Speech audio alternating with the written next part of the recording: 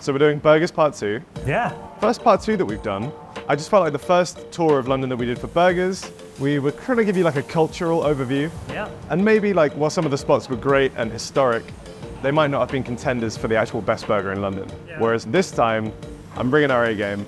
I really think we can prove to you that British burgers is the gold standard. Yeah, I knew that last time, but hey, more burgers sounds good to me.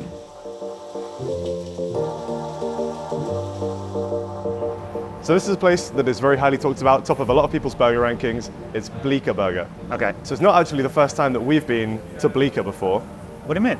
Bleecker Street in New York. Oh, yeah. John's Is there any of Bleecker. connection there, the words? I think these are like American-inspired burgers. It's like thin, I guess like New York-style burgers, which are just done very, very well with proper British beef, quality ingredients, and it ends up in a fantastic end product. And also, it's interesting that we took you to a burger van style place in the last video too. Yeah, that place is great. That's actually kind of how this place got its start. It's that classic story of it was founded by a corporate lawyer who got fed up with the city and wanted to do something else, and burgers was apparently the solution. What classic? I don't know, how often does that happen? You know, had that before, the person gets sick of the city job, skips town. Those are like those Christmas Hallmark movies where it's like she goes back to her town. But they're just doing some dental work back there. And they're doing their own shakes, clearly. Did you notice there's a Shake Shack across the street? I did, yeah. This corner's hot for That's burger kind of- action. Yeah, this is the place to be. Yeah. They're going toe to toe with Shake Shack, taking on the big guy. Well, I'm hungry, so do we want to order some burgers? Yeah, so I think at every place today we should probably just order a cheeseburger so we have that basis for comparison. Yeah. And then we'll try some other things on the menu if they stand out to us. Does that sound good? Yeah, that sounds great. Cool. So I think here we'll probably go for the double cheeseburger.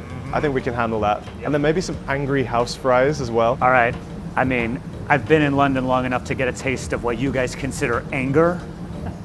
And I'm from America.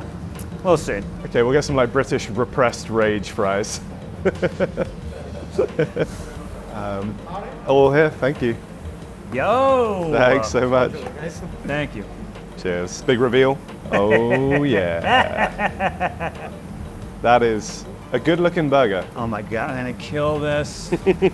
Oh, I'm not getting out of this country alive. Oh my goodness. This looks incredible. So I'm looking at yours. Oh, great. No lettuce, that's a good sign. Basically no vegetables, which I know you love. Oh, fantastic. There's no pickles on here. Good. My attitude with that is like, it can go well on the burger, but how about I decide that? Yeah. And also the lettuce adds nothing to the flavor, maybe a little bit to the texture, but also you bite it and the lettuce, it makes everything go everywhere. It's a little much. It's true. All right, we get stuck in. Yeah, let's go. This is a juicy boy. Yeah, and go.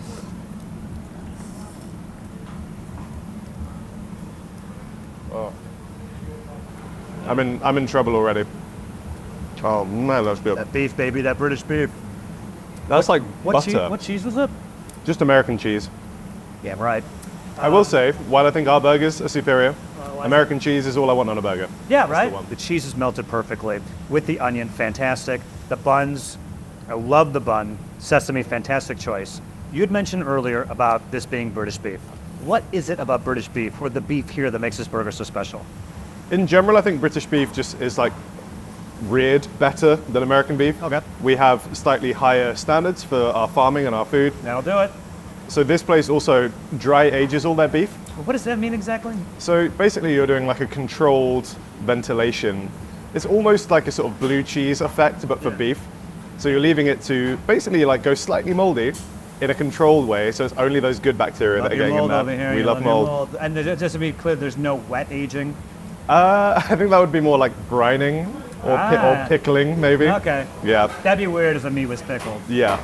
Yeah, okay. Well, But with dry aging, it achieves a few things. Firstly, is there's a textural thing, because you get these enzymes in the meat, kind of like breaking these fibers down, making it nice and tender. And also, it does impact the flavor as well. Because the moisture is leaving the beef, you're kind of intensifying the beefy flavor. yeah. And also, I sometimes get like almost like a little bit of funk, like in a similar way to how you get like a blue cheese, has a little bit of a funk to it and a tang to it. So the quality of this burger, I'll tell you right now, if you wanted a burger of this quality, like in the United States, you'd have to go to like a higher end place, like a steakhouse, or a place that's like, oh, we really do beef, but we're dry aging it back. And we do have that, but from this level, this like street level, it's really hard to get a burger this great in the United States. So I think these guys do it. I think a few of the other places that we go to today do it. So it really is I think more common just because of the like ease of access in the UK, because of the quality of the meat. The bun is interesting because it's like pillow soft, like super, super soft. Yeah. But does seem to be holding up to all those juices. It's not like completely falling apart in my hand as I'm eating it. Yeah. You can see like how many, like all the juice just pouring off this thing when you eat it. Let's just serve it with a straw. Mm-hmm. You can't have a burger without fries. Angry house fries. Yeah. Have you had burger sauce before? I feel like we had it in the last one, Yeah. which, as far as I can tell, is kind of just like a ketchup mustard mayo combination, to be honest. There is hot sauce on this as well, so Yeah, go just easy. found that out in real time. Mm-hmm. I don't know if these fries are angry. I would say they're more well-pissed. Okay. Proper pissed off, mate. Yeah, Papa pissed mates. Oh, and you're calling them fries. We are. This place, like I say, it's taken inspiration from America. Very American. I'm trying to think, what can make this place more American? None of the workers having healthcare. Yeah, that's right. Yeah. You want to make this more American? Pay them half and take away their health care. So they rely on tips to make ends meet. Oh, yeah, cool. yeah. Mhm. Anyway, fries are fantastic. Burger's fantastic. This is going to be a fun and exhausting day. Hey! Stop! They're so good. I know it's so good, but we're going to get to place 3 and you're going to be all like, oi. I'm exercising Herculean restraint in not finishing this. Yeah. I hope people can appreciate that. I hope you can appreciate that. Yeah. But like you say, we have a lot more burgers to eat. Yep. Should we go on? Let's. All right. Where exactly in London are we right now? So we are currently at Black Bear Burger and we're at their Exmouth Market location. This is actually like kind of my neighborhood, so I feel pretty qualified to give you a guide through and talk about burgers with you. You've been here before? I have been here before. They do an excellent burger. It's actually kind of like got some similarities with some other places on our list in that it started out kind of as like a food truck and then just got so popular that they were able to open up a storefront. Man, burger business is booming in London. Seems to be the way, the sort of like food truck to several restaurants pipeline. What are we getting today? So looking at the menu, there's a few things that I think we should try.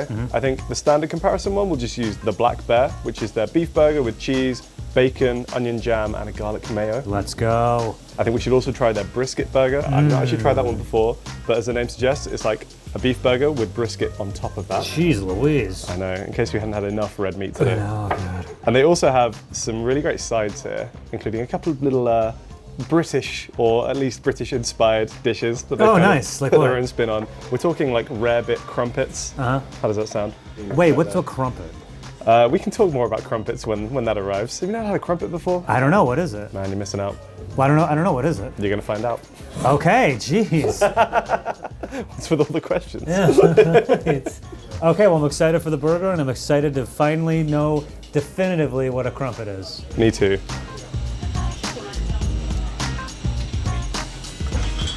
So you get the black bear, Yeah, the black There we bear. go. second one, Thank you. the brisket burger. Ooh, Yeah. Thank you. This thing looks amazing. Another very picturesque burger. I love it. Cartoonish almost. All right, so this is a single patty. Single patty. Perfectly fine by me. Yeah. I'm seeing bacon that looks more on par with what I would expect in America. Yep. Ooh, that beautiful yellow cheese. Gonna go ahead and assume it's American. I think it's the Americano Yo, cheese. USA, baby. We've also got some garlic mayo on here. Oh yeah. How do you feel about a garlic mayo and Love some it. caramelized onions? This looks absolutely fantastic. Should we crack on? Yeah. All right, then.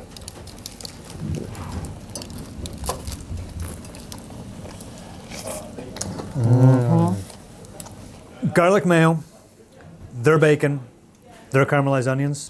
The three of these together make this sensational. Yeah. This bacon is reminding me a lot more of American bacon as far as its texture and its taste. But you'd mentioned it was smoked flavored. Yeah, I'm glad you mentioned that because they take their bacon pretty seriously here, as they do with all the other ingredients, to be honest. But the bacon is smoked with oak and chestnut. Yeah. They also cut it to their own like specified thickness for what they describe as like the optimal crispy bacon texture. Yeah, and I can tell because texture-wise, incredible. Look, I love crispy bacon on the side of my plate and breakfast, but I don't want my bacon too crispy in the burger because I want everything to like work together, you know? Of course. You want to be able to like bite through it and pull out a little bit. This reminds me more of the bacon we had at maybe like a JG Melon or something. Yes. Similar to that in terms of like texture and flavor. Absolutely.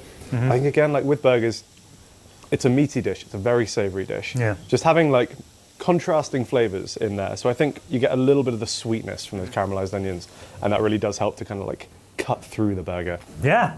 Also, want to point out the bun, because you can see yours a little bit in there. Do you notice that the bun inside not overflowing with juices? I do, right? yeah.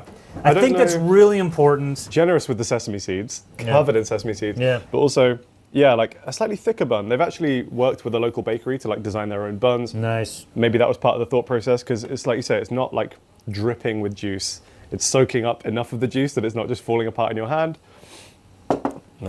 It tastes great. It's really good. I would love to eat more of it, and I might, but I do recall us talking about having a second burger. You're very correct, Joe. All right. Not designed to be cut in half. Yeah. Oh, brisket and a burger. All right. I'm gonna get myself some of that brisket. Look at that. Yeah. With the pickled onions. Yeah, let's go. go. Come on.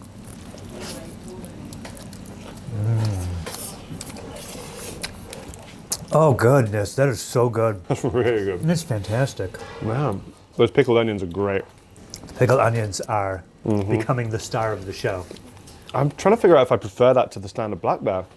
I'm thinking that as well. It's really because close. It like this had bacon and that's great, but with the brisket, it's bringing similar extra flavors that the bacon also brought. Obviously, they don't taste the same, but like You get that smokiness. Yeah, the double meat connection on the palate. That's really fantastic. Oh, I don't know.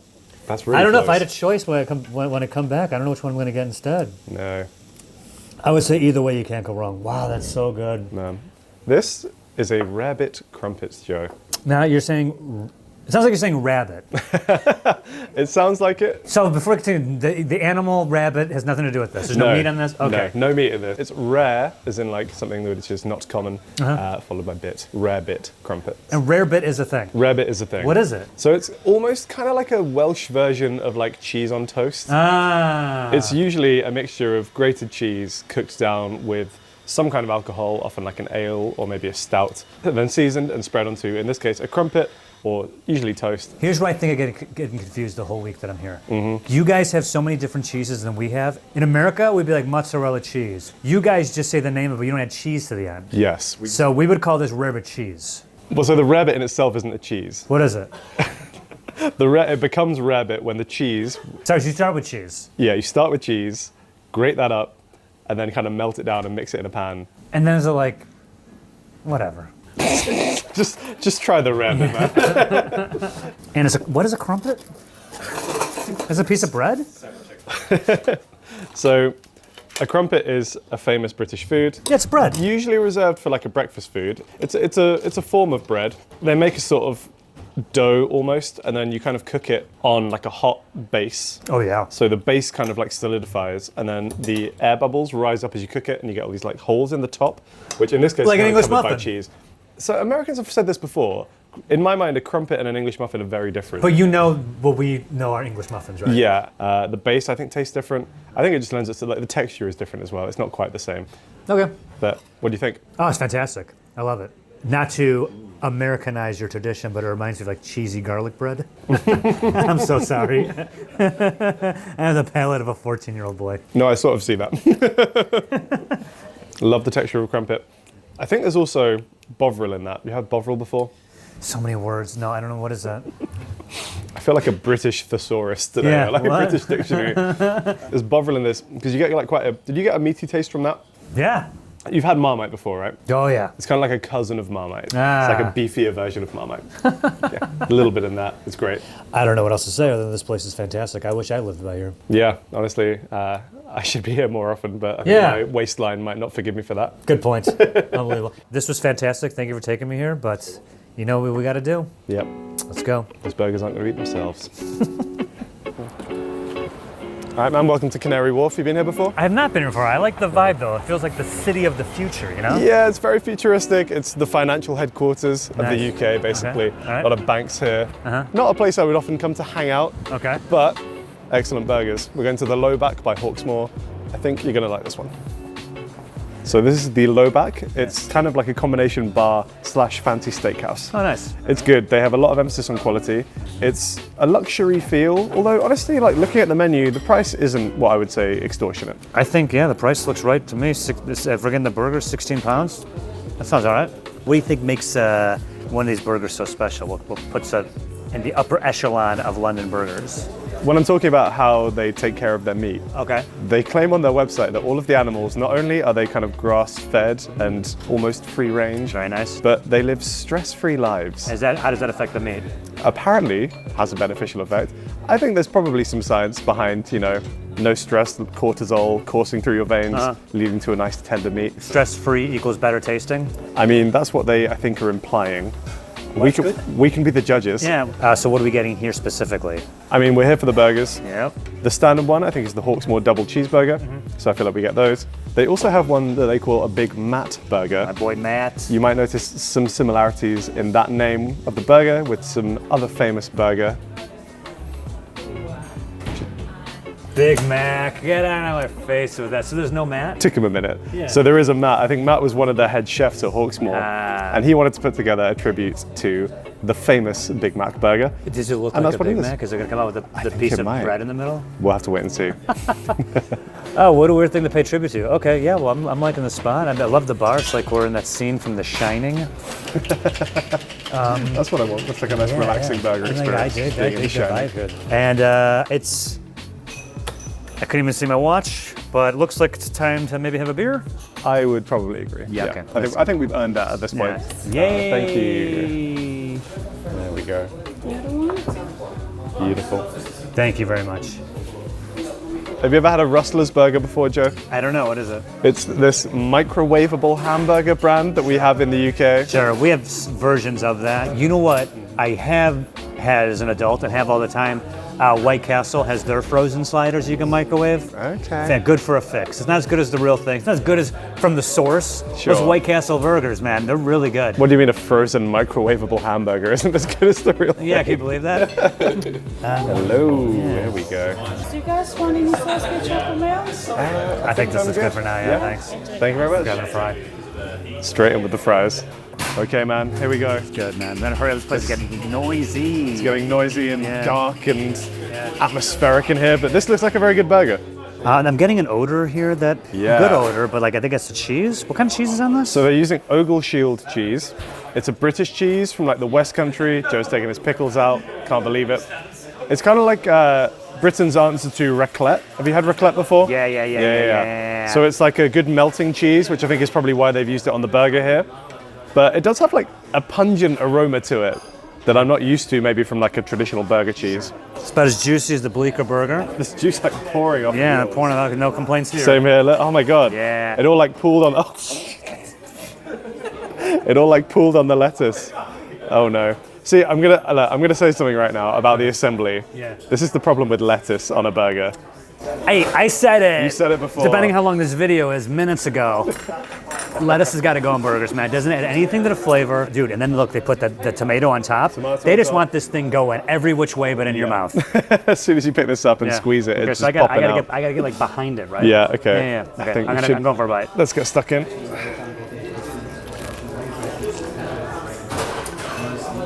Wow. I think as is the case with a lot of like more pungent cheeses, Yeah. I much prefer the taste to the smell. I think the smell might actually put people off this, but once you actually get it in your mouth, it's like, ooh, no. Creamy, nutty. I think it's a gamble for them to pick a cheese with such a specific flavor, Yep. but I think it's paying off. It doesn't taste anything like any of the burgers we've had today.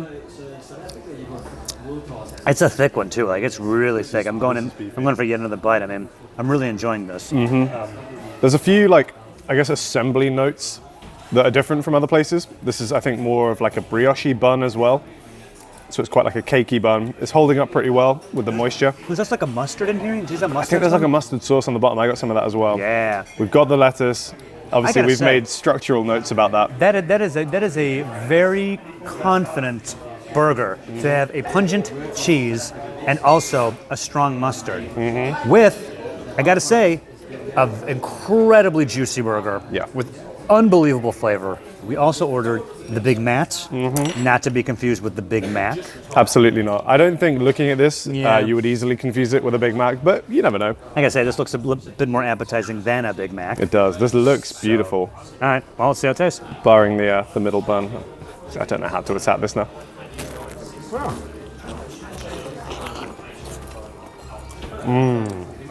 Definitely more meat than a Big Mac, which is great. They've made a Big Mac-like sauce on here. The sauce is like weirdly uncanny, right?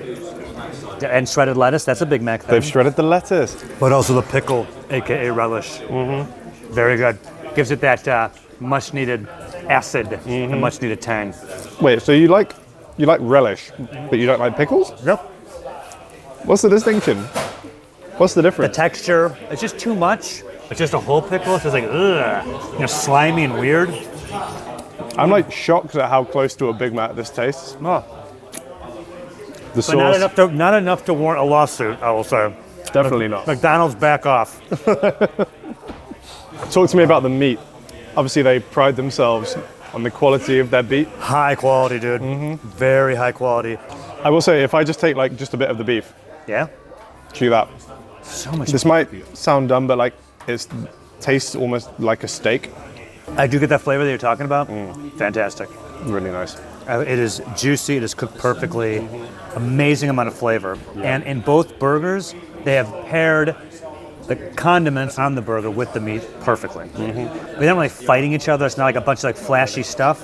It all works together so well. I think it's fantastic. Oh my goodness. Feels luxurious, if quite heavy. Well, I'm hitting a wall. All right, cheers, buddy.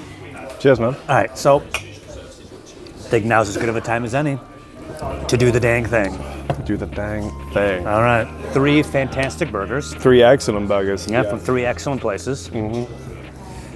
So why don't we run down the list? Sure. So we started at Bleecker. Fantastic meat, unbelievable flavor, and with not so many toppings on there, along with the incredible bun, just the cheese and the meat together. Wow, the flavor on those burgers, could not believe it. I think when we talk about dry-aged beef, which I think has been present on the menu at basically all the places that we've been today, I think I kind of got the strongest dry-aged beef taste from Bleecker, which I enjoyed. I think also the simplicity also benefited from them. Yeah. Black Bear Burger, what did you think? Incredible burger. The bacon, you know how much I love bacon, and they're doing it really well over there. And I gotta say that brisket burger, a bit of a surprise, but fantastic. There was a savoriness to both those burgers that I don't think I've had throughout the rest of the day that I just thought was phenomenal. The brisket, the flavor that added to a burger. If you want like just a beefy mouthful, that's the place to go. And of course, we've ended up at the Lowback by Hawksmoor. A couple of, I think, very good burgers. Yeah. Steakhouse burgers. Have you enjoyed these two? Yeah, these were great. I mean, I was incredibly impressed with the meat here. I'm not surprised that there was a steakhouse connected to this place because they absolutely know their beef here. Sure. They took a gamble with a specific cheese, right? They took a gamble with their mustard sauce, and it is absolutely paying off. I think for me, they've done a bit too much with their double cheeseburger in terms of ingredients. Okay. I think you can lose the lettuce and the tomato and maybe the cheese. Just go for a standard cheese. I don't think I loved the flavor and smell of that cheese enough to justify including it over just a standard American cheese or a cheddar, for example. Sure. But really good. Also, I think the Big Mac is excellent as well. Really enjoyed that one. Yeah, very good, yeah. So, Joe, time has come to make a decision. Let's do it. If you had to pick one of these places that you think did the best job today, Yeah. who is your winning spot? Bleecker. Bleecker. Absolutely fantastic. Yeah. I loved it. I know I ate there today. I'm most certainly going to hit it again before I leave. Every place here was fantastic, but Bleecker was just wow. I'm going to agree with you. Yeah. Yeah, unanimous. They killed it That's- today. All right, so we both think Bleecker is the favorite, but obviously this is a part 2. Yeah. First part 2 we've done.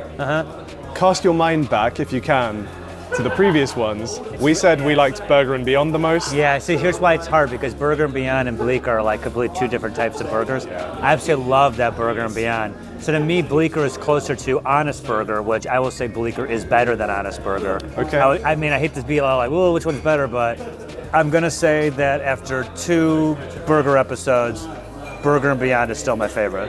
Interesting. Yeah. I think I actually might have had my head turned a little bit, you know. Whoa! Yeah, I'm. Mr. Love Island over here, yeah? I bet. Yeah? There might be some recency bias Yeah? because obviously it's been a while. Bleeker's got good chat. Bleeker's got good chat. Wow. Bleeker's turned my head in Casa Amor, you know. This is the Casa Amor. This is the Casa Amor Oh my burger goodness. episode. I think I'm going to go back to the villa with Bleecker. Wow. Oh man. Burger men, and Beyond these is men. Burger and Beyond's going to be really cut up about It's it. literally like Maybe in a few episodes' time, I might rekindle something with Burger and Beyond. Just keeping your options open. That's where I'm at, right? That's just where my head's at right now. You got at the end of the day, you have to do what's right for you.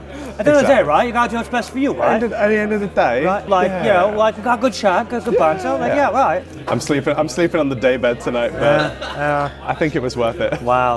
Nice, Let's finish these beers and get out of here. Cheers, buddy. Oh man. Right now, Burger and Beyond and all the other burgers from the first episode are like consoling and the villa. He doesn't deserve you. Yeah. It's just doing a tearful confession. Oh. Okay, so tea is a thing here. It is a thing here. You guys were really into tea. The beverage and the afternoon tea as a meal. So afternoon tea is not just having tea, it's also a whole process of a meal and going to a really fancy place, such as this. Where are we, by the way? So this is the Hotel Café Royal. We are very central. We're just off Piccadilly Circus in London. Yeah. It's one of the more historic and well-renowned afternoon tea venues and hotels in central London. Excited to see what they have on offer. Yeah, it's pretty nice. Have you seen The Shining? I actually haven't. Never mind. I never drink tea. I don't really like it. I don't hate it. I just think it's weak and boring. I don't know anyone would drink tea over coffee. Okay. For me, I don't get it. I'm gonna be honest with you. I'm wondering if we can change your mind. I'm actually not super confident that we will, but I will say that the places that we're going to today, these will be some carefully curated blends of teas, served at the proper temperature in the proper crockery as well. Great. There's a hotel here, right? Yeah, this is like a 5-star hotel. But there's no way Tom Cruise gets up in the morning and wanders down here in basketball shorts and is like, oh, let's get something to eat before I head out, right? I mean, even though there's a hotel up here, people aren't just filtering through before they head out to whatever they're doing today. No, this isn't like a sort of buffet breakfast style That's what I was hotel. thinking. Yeah. No, they do things slightly more properly here, I think. All right, This cool. is a place where you will have to book. It's like £80 a head, including the champagne glass, so maybe £70 without. So maybe you'd bring like your parents or your grandparents here or something for a nice fancy London day out. Have you taken either of your parents and or grandparents to tea yet as a working adult who now supports himself? I've actually not. I need to take my grandma. Man. Yeah. We've been talking about doing like London afternoon tea for years and never got around to it. So I'll get her up here at some point. She's gonna see this and be like, my grandson took the dude from Food Wars to tea and not me? All right. I'm out of the will, man. Yeah, you're out of the will, yeah. There goes my only shot at hereditary wealth. I feel like, was it Tarzan where like took him out of the jungle and dressed them all up and he's all like, I don't like this. I feel like that right now. It's like, oh, can I just go to McDonald's and go home? It's fine. We'll get a Big Mac on the way home. Yeah. Ooh, I've never heard a champagne bottle open that quietly before. Oh, yes, That's impressive. Yeah. Oh, you don't want to have all the stuff shooting out? You guys are doing that? There's a lot of glass in this room. So Oh, yeah, look at that. thank you. Yo! There we go. Fantastic pour. Look at that. Thank you. Do you ever just like wonder how we got this as our job? Yeah, this is very strange. Thanks. Looks so good. much. Thank you very much. Cheers, my man. Hey, cheers. This is like eerily romantic. It's a weird vibe. So I would decide to prepare for you the lightest expression of a black tea on the planet. It's called Darjeeling First Flush. So it's the spring harvest, end of March, early April. Just a couple of weeks of harvest. That's the reason why it's so expensive. And this is the second one. And those are the same? The same region, different estate. So two different slopes, two different terroirs. You can see. Very light. Yeah. For a black tea. Yes. All right, let's try some tea. Cheers. Yeah, here we go. There we go. Yeah, That's the nice. main event. Our chefs, they like to display them chromatically Sure. to alternate the colors, but we do have a favorite order that usually goes egg, salmon, beef, chicken. This is our order. I see. Gotcha. Then enjoy. Thank you Yeah, so much. thanks. So what's this top thing? So this is a palmier. It's a layer of effectively flaky pastry. This is with a mascarpone quenelle on it. Yeah. Get that little spread. Oh, yeah. That's really good. Got mascarpone. That's beautiful. Yeah, this sandwich was. So this is like a sort of smoked salmon Oh, cucumber type of vibe. Okay, I'm into that. Lox, as you guys might call it. Visually, these all look beautiful. Yeah, this looks amazing. This is beautiful. It's almost like a work of art. And Yeah. like, it's not a small amount of food, is it? No, it's not. I was surprised by how much they're giving us. But I mean, if you're paying 80 quid, it better walk out of here full. Never heard of quality over quantity? It could be both. It's not, why is it a choice? Tomato bread? I don't think I've Steak on a tomato bread. I don't think I've had tomato bread. I'm trying the egg. You're steaming ahead of me. Well, I'm gonna tell you, tomato guy's the best one. This is fantastic. Yeah. What was in here? Like steak and tomato herb. Oh yeah. Oh, steak. I missed it. These are two different teas. Yeah. So this is the first flush Darjeeling. Yeah. Have you had this before? No, I don't know. Do you like it? I have no idea. It tastes like all the other tea I've had. I can't say I agree because this is a black tea, but Okay. it tastes almost more like a sort of like a green tea or a white tea. It's so gentle. This last one. Which one's this one? So coronation chicken, as the name suggests, kind of invented for the coronation of Queen Elizabeth, but they got pieces of chicken which were cooked, basically put in mayonnaise, which you then add curry powder to, This is so good. and sometimes raisins as well, Dude. which is kind of unusual. Not getting the raisins, but I think this is the best one. Really? Yeah. Let me try some curry chicken. Right? That's fantastic. Coronation chicken is what it's called? So you wouldn't put milk or any sweetener in these teas? Is that kind of like a faux pas? If you really wanted to add sugar to this, then no one's going to like physically stop you from doing that. But personally, I think these are all going to be like nice enough that you can enjoy just as they are. I'm curious about how much different this one could taste. So Darjeeling is a place in India, Okay. which has now kind of given its name to a type of tea, Okay. a variety of like tea leaf. I follow. What is, you're saying first flush? So that depends on when in the season it's picked and at what stage of the growth that it's picked. Yeah. So first flush is picked quite early in the season, First? from sort of like immature tea leaves almost, and lends itself to, again, like a much more gentle flavour. That's a myth. That's a myth. Don't do that. What, the pinky up? The pinky out thing. Okay. Oh, okay. No one's doing that. All right. I'd also don't slap.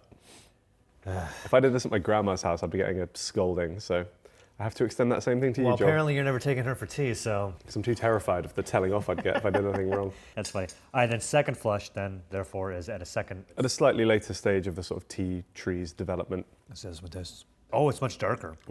I've never seen anyone insist that you smell the top of the pot lid. I've never seen it. Is that something that's normal? It's like smelling the cork of a bottle of wine. Second flush. Give us some thoughts.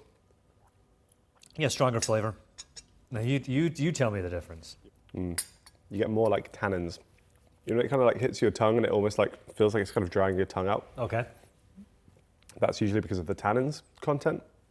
That's also what stains your teeth, so that's why British people all look like they do.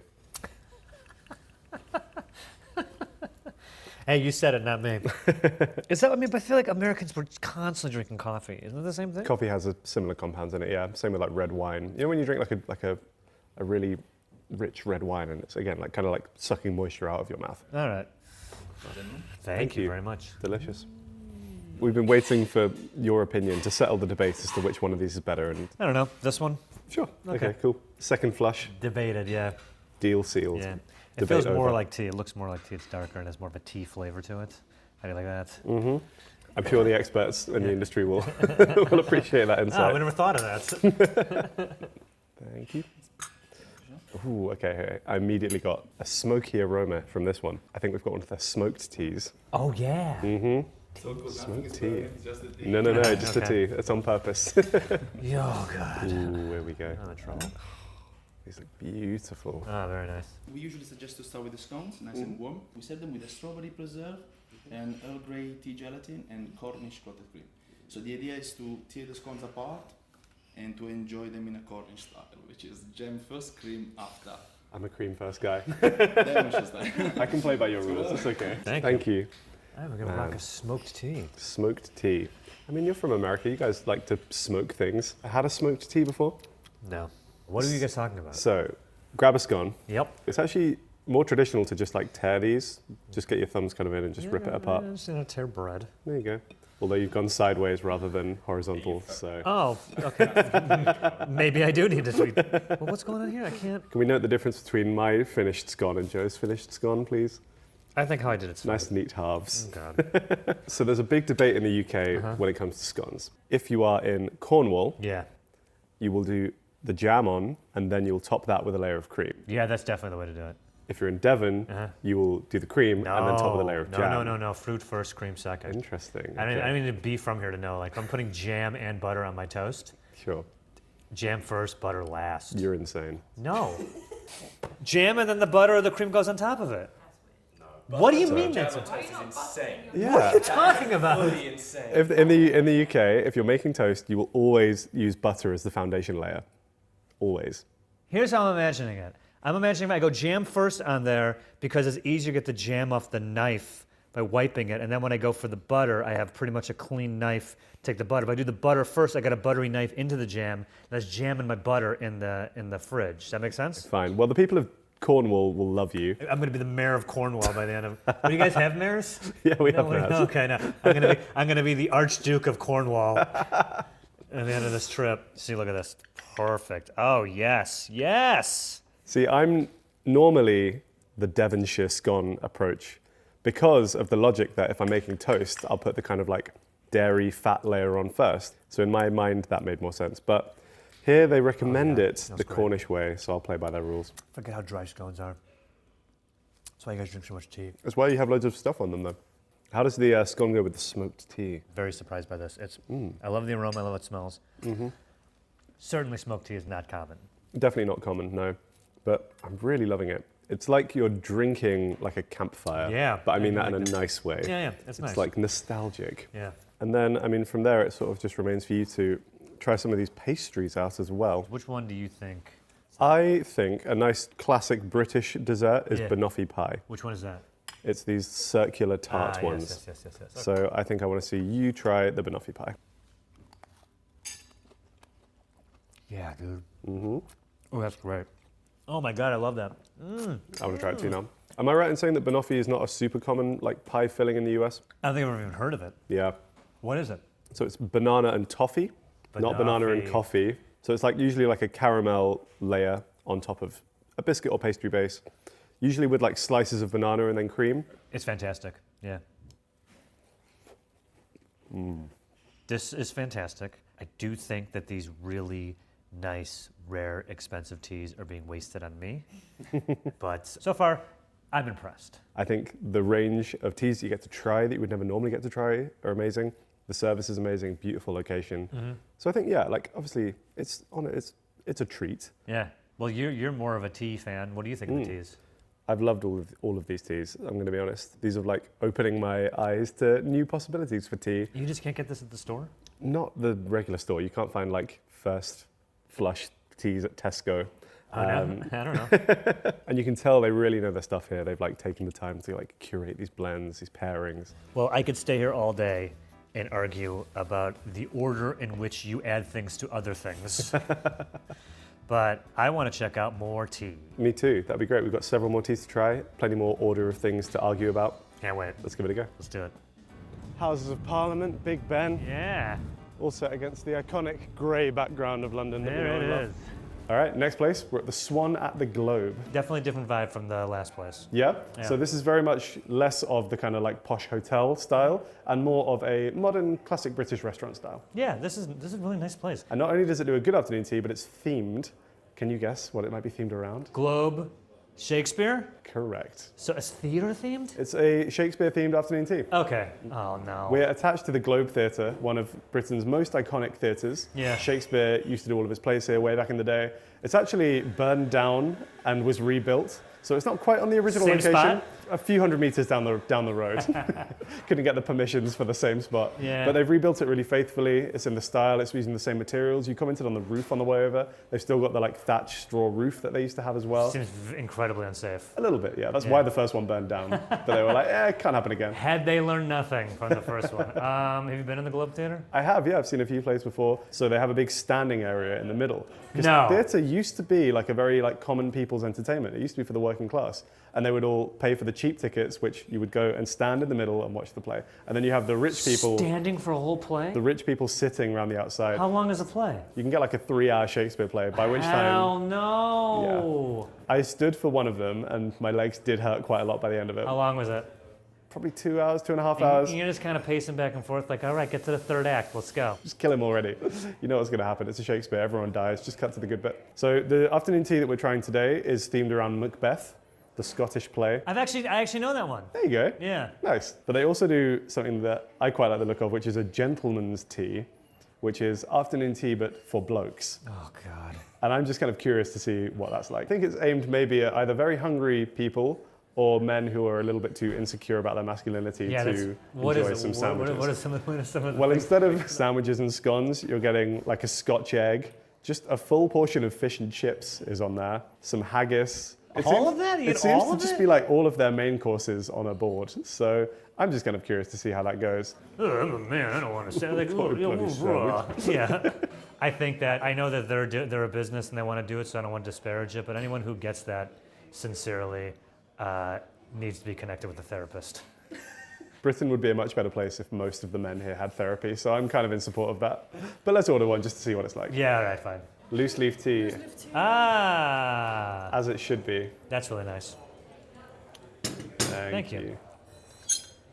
Oh, and that catches. That's so clever. All right. Yeah, Yeah, I think loose leaf tea is traditional for afternoon tea. sure. So I think they've done a good job there. Yeah, got a castle on it. Mine's got a deer on there. Yeah, look at this. It looks pretty Man, they Shakespearean. weren't playing with the theme. I like that. No. Yeah. Okay. A lot of people say that when you have tea from a teapot, the milk should go in first. Why? And then you should pour the tea in. There's a few reasons for this. Personally, I think it eliminates the need for stirring.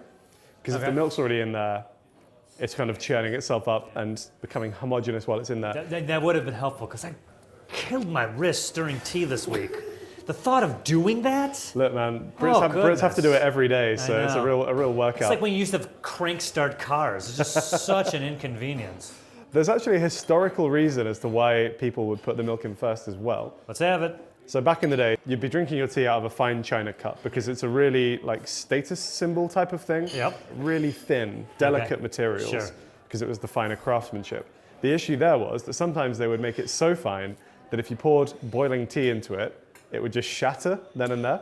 That to me sounds like poor craftsmanship then. The very use of that is to drink tea out of, and the fact that it explodes when you put the tea in it makes me seem like they did a bad job with that. We came up with a solution. You could put a bit of milk in 1st, and then when you added the tea in, it sort of tempers it and like reduces the temperature a bit as it hits it, brings the temperature down so that the mug can then withstand the temperature of the tea. Couldn't you just wait for the tea to cool? You could have done, but you kind of want to be at least steeping and pouring tea when it's still pretty hot. Right, get because the it's supposed best to be drank infusion. hot, and then the cup explodes because it can't handle hot liquids. It's a bad cup. Whatever. Well, I'm going to drink some with Yeah. milk. I'm gonna add a little milk just to. So this is milk. This isn't cream. This is milk to be either semi-skimmed or How much whole am I milk. putting in here? I mean, I just do like a little splash. I don't Okay. need much. Oh, it broke. Explodes. Dude, look at this. It's like I work here the way I'm working to put this tea together. Let's try with the milk.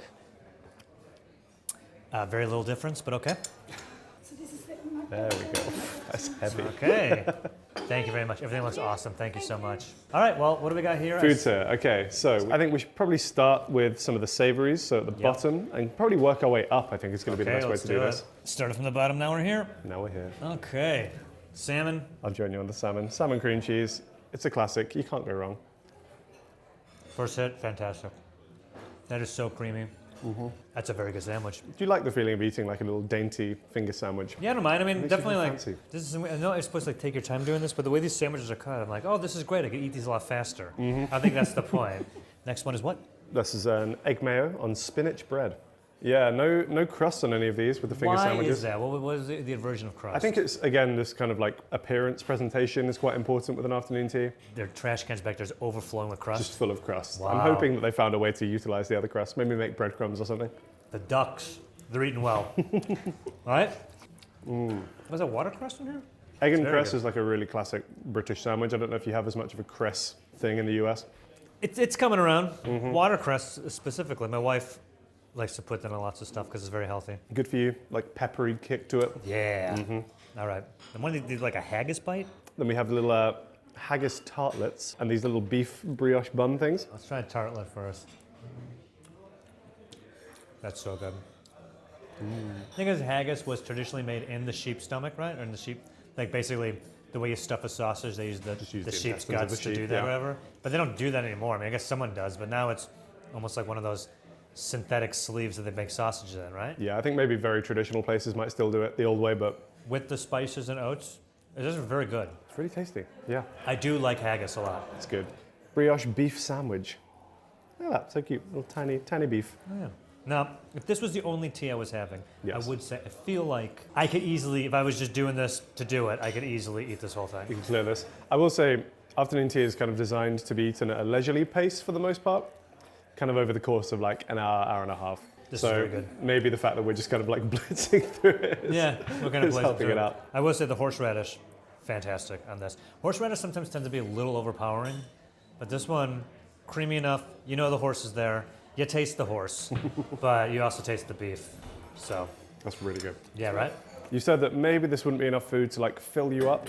And I guess traditionally that wasn't really the point. It's always been like a kind of mid-afternoon snack. This is a snack. Yeah. Just threw something together. They were actually invented by the 7th Duchess of Bedford. The 7th Duchess of Bedford? Exactly, You're joking? Exactly like that. Okay. So she found that she would have this kind of like sinking feeling around 4 o'clock in the afternoon. So she wanted basically an afternoon snack as a kind of pick-me-up. Yeah. And then invite some of her friends to join her. And because she was, Duchess in the royal court, it suddenly became this status symbol and this kind of exclusive club. And suddenly everyone wanted in. So yeah, I think initially it did start as very much like an afternoon snack. Nowadays, I think maybe it has transitioned into more of a substantial meal, probably like a decent-sized lunch. But yeah, it's interesting to see how it's evolved over the years. I'm ready to move on to the scone section of the meal. Yes. And I'm going to do one cream then jam and then one jam then cream. For science. Do it side by side. Okay. And settle the debate once and for all. All right. Right? This is the way you think So it we're should both devoning it right now. be. Okay, let's get Devined out. I love scones, man. The other way? Official verdict.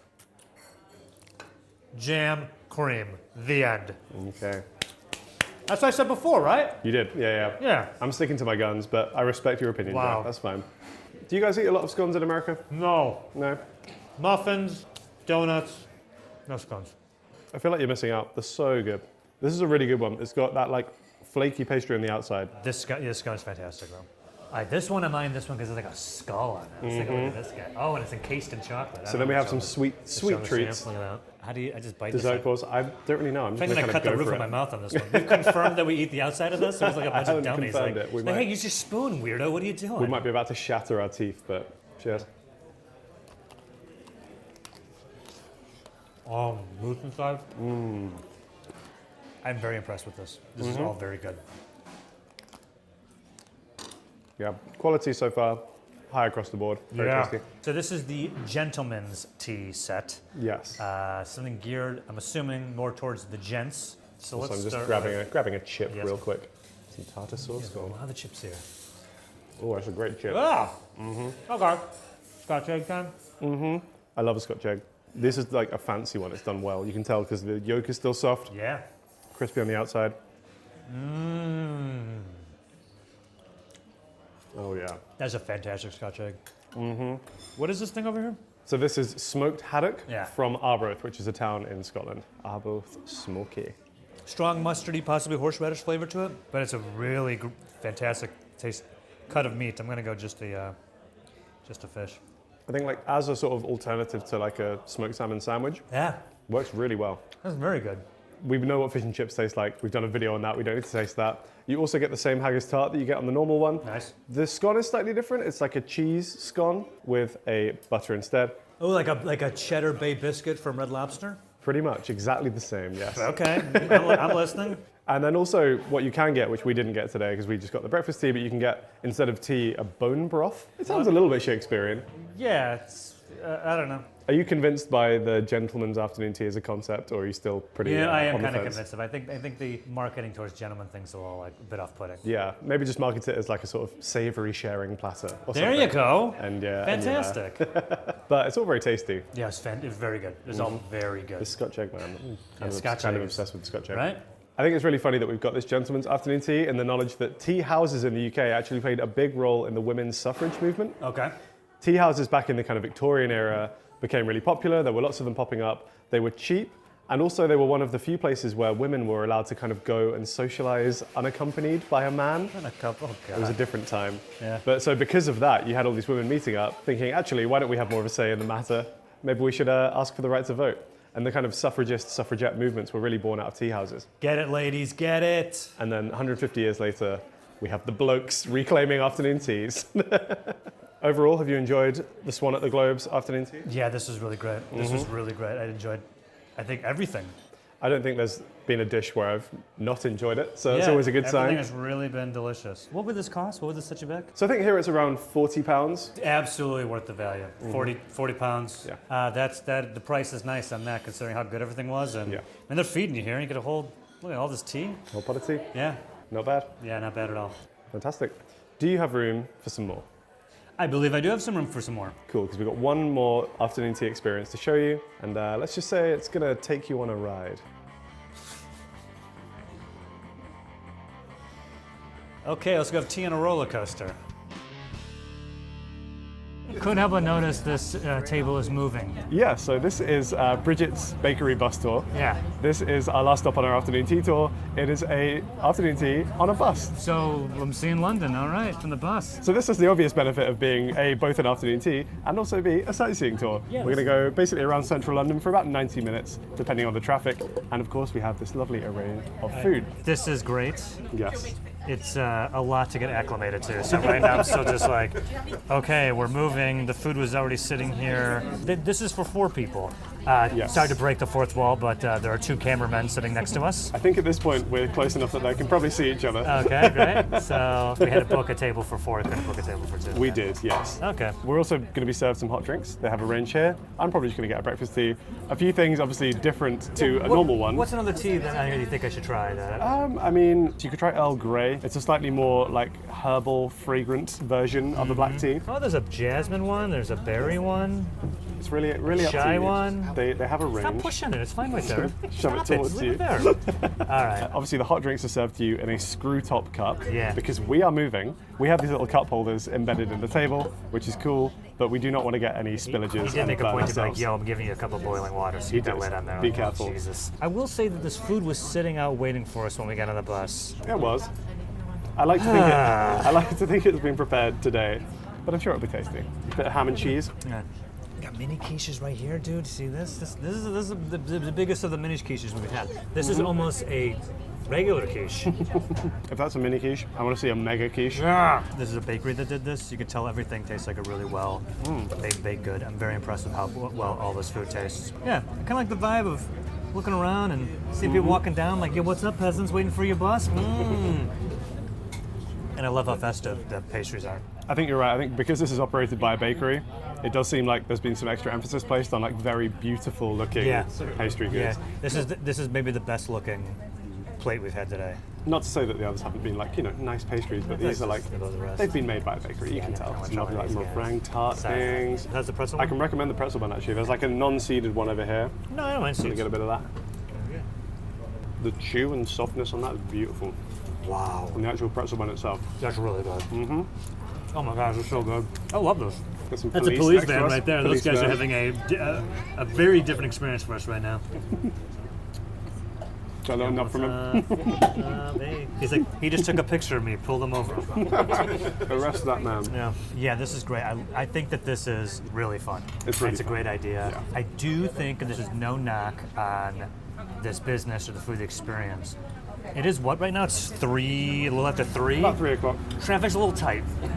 It's a little busier part of London. A lot more stop and go. He's driving right into this crowd. Big Ben's right there. Pedestrians in London do not obey road signals. They don't give a damn. I think most of it is in central London, so I would expect a fair amount of stop-start. But look, I mean, we're already going straight past the Houses of Parliament. What goes on in that building? That's the Houses of Parliament. That's where we are governed from. Ah. It's like our Senate Congress building. All right. Really, like, we started right in central London. We're hitting some key sites early on. I think we just hit a key person. Jesus. This food is fantastic, though. Really good food. Are you moving on to Your your bakery, right? sweet course Yeah? now? All right, let's go. Ooh, is that like marshmallow? Got a little some in there.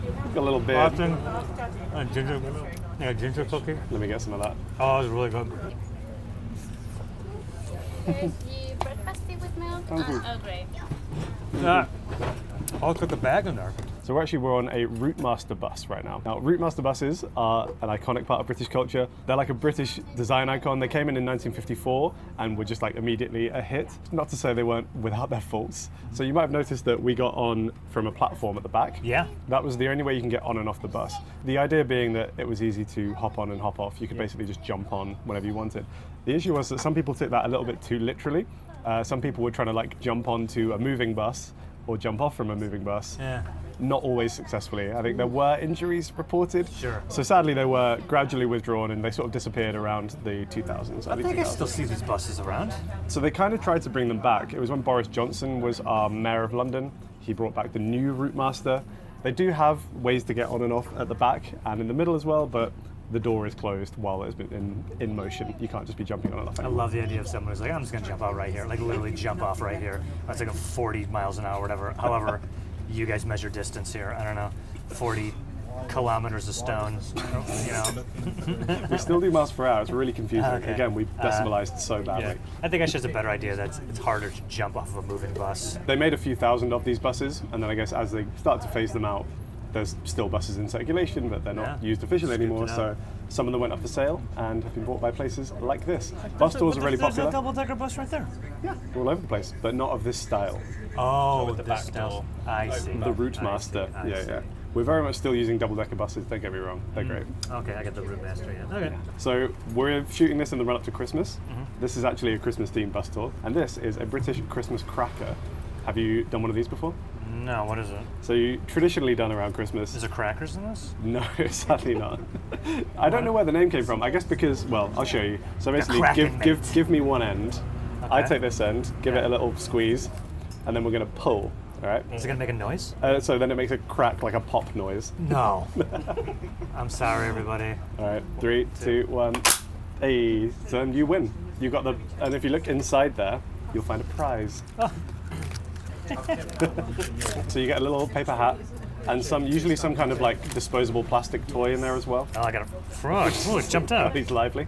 Yeah, and then okay. I got And usually a joke or a trivia. What have okay, you got? joke. What begins with T and ends with T and has tea in it? Teapot.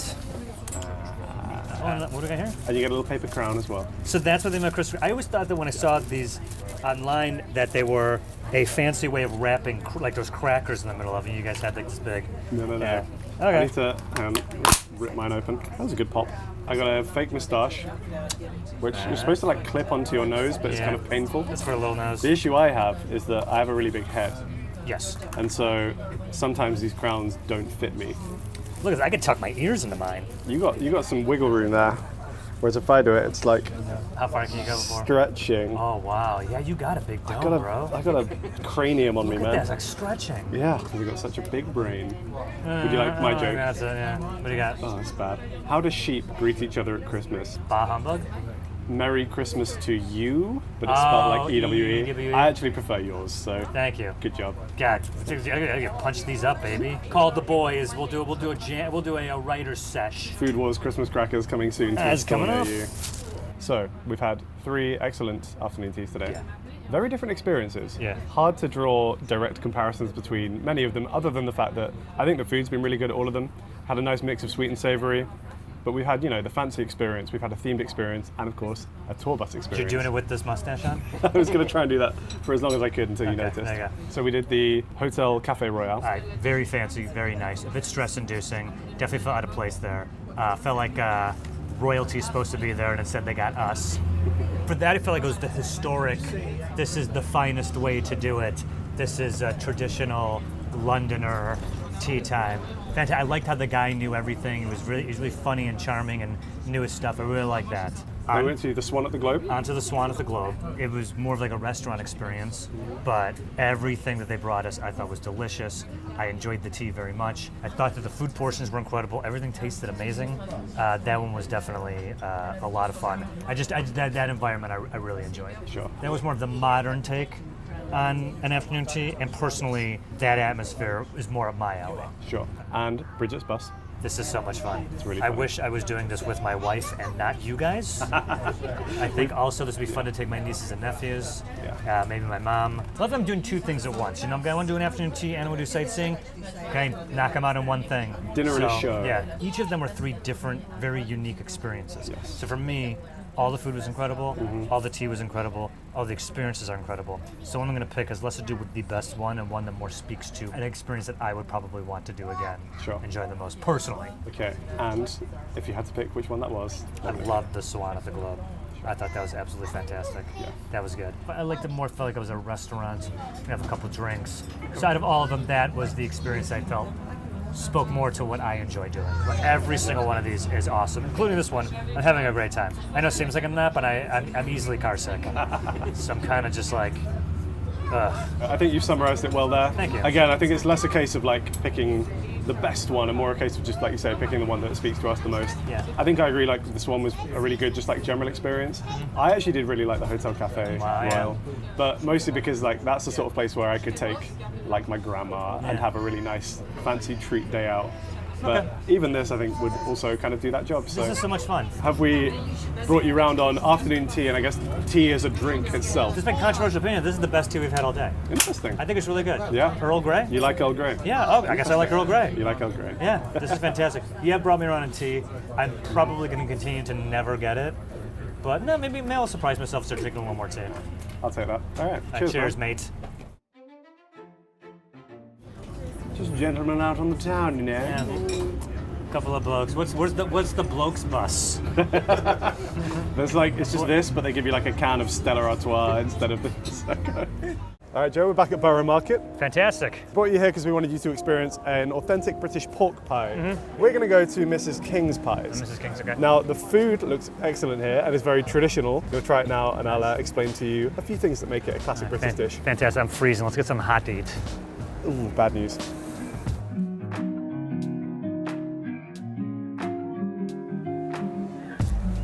What is up, my man?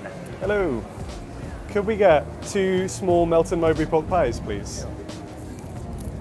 Grab one of those. So I couldn't help but notice that this isn't hot. No, so these are served cold.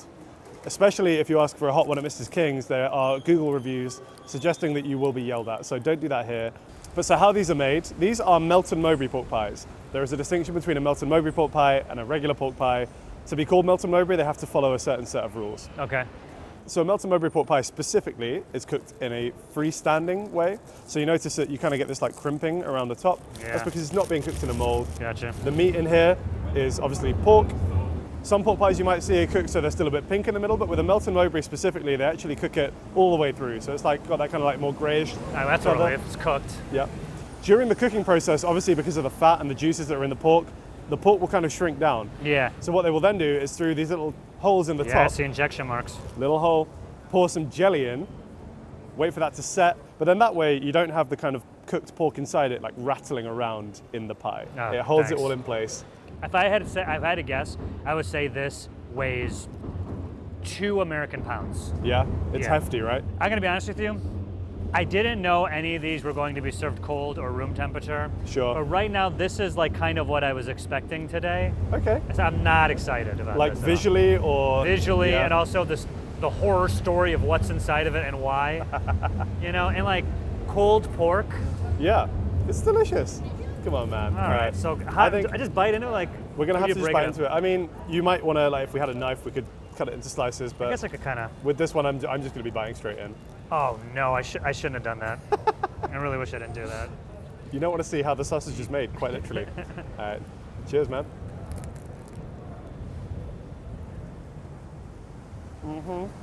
I love pork pies. I shamelessly love pork pies. I do really like this, There you go. but it's like I'm eating leftovers, in the sense that the cold meat, the pastry's nice, but you know you usually eat pastries when they're still warm. The spice, the flavoring they put in the meat is fantastic. It is what I come to expect from coming to this country, where you guys, whenever you have any meat, you guys are really good with like lots of different spices. I mean, you better be good with spices, considering. So that flavor is really good. Yeah, I went from being completely put off by this, but being like, yeah, I kind of get it. I'll take that. I wouldn't be upset if I got this at a place, I guess. I will say, usually, I would be eating this cold. I would probably have some sauces with it, I think, traditionally, which we don't have right now. I think mustard goes excellently with a pork pie. Also, maybe like a chutney of some kind can be really good. Yeah, sauce really hit the spot on this. It feels a little dry, but the meat's flavored really well. And I gotta say, the pastry, very impressive. This is a hot watercress pastry, very little in it. The meat, cooked, seasoned simply, preserved with the jelly. It's history in a bite. History in a bite. Okay, quick pop quiz. How well do you know your Cockney rhyming slang? I'm going to assume not very. Not at all. What do you got for me? So one of the most famous Cockney rhyming slang words, which I think has now just become like classic British parlance, Yeah. is actually from the pork pie. So you used to be able to say that you're telling pork pies. And which then is telling lies. Telling lies. Pork pies, lies. Yeah, and it's kind of morphed now into porkies. You're telling porkies. You're telling porkies, mates. Right? That's how you say it? Pretty much, yeah. It's kind of morphed now It's into got like saying porkies, isn't it? telling porkies, Yeah, telling yeah. lies. Yeah. Pork pies. There you go. Right. Okay, I don't think either of us can finish this because we have more pies to eat. You ready? Yeah, I am ready. Let's go. All right, let's do it.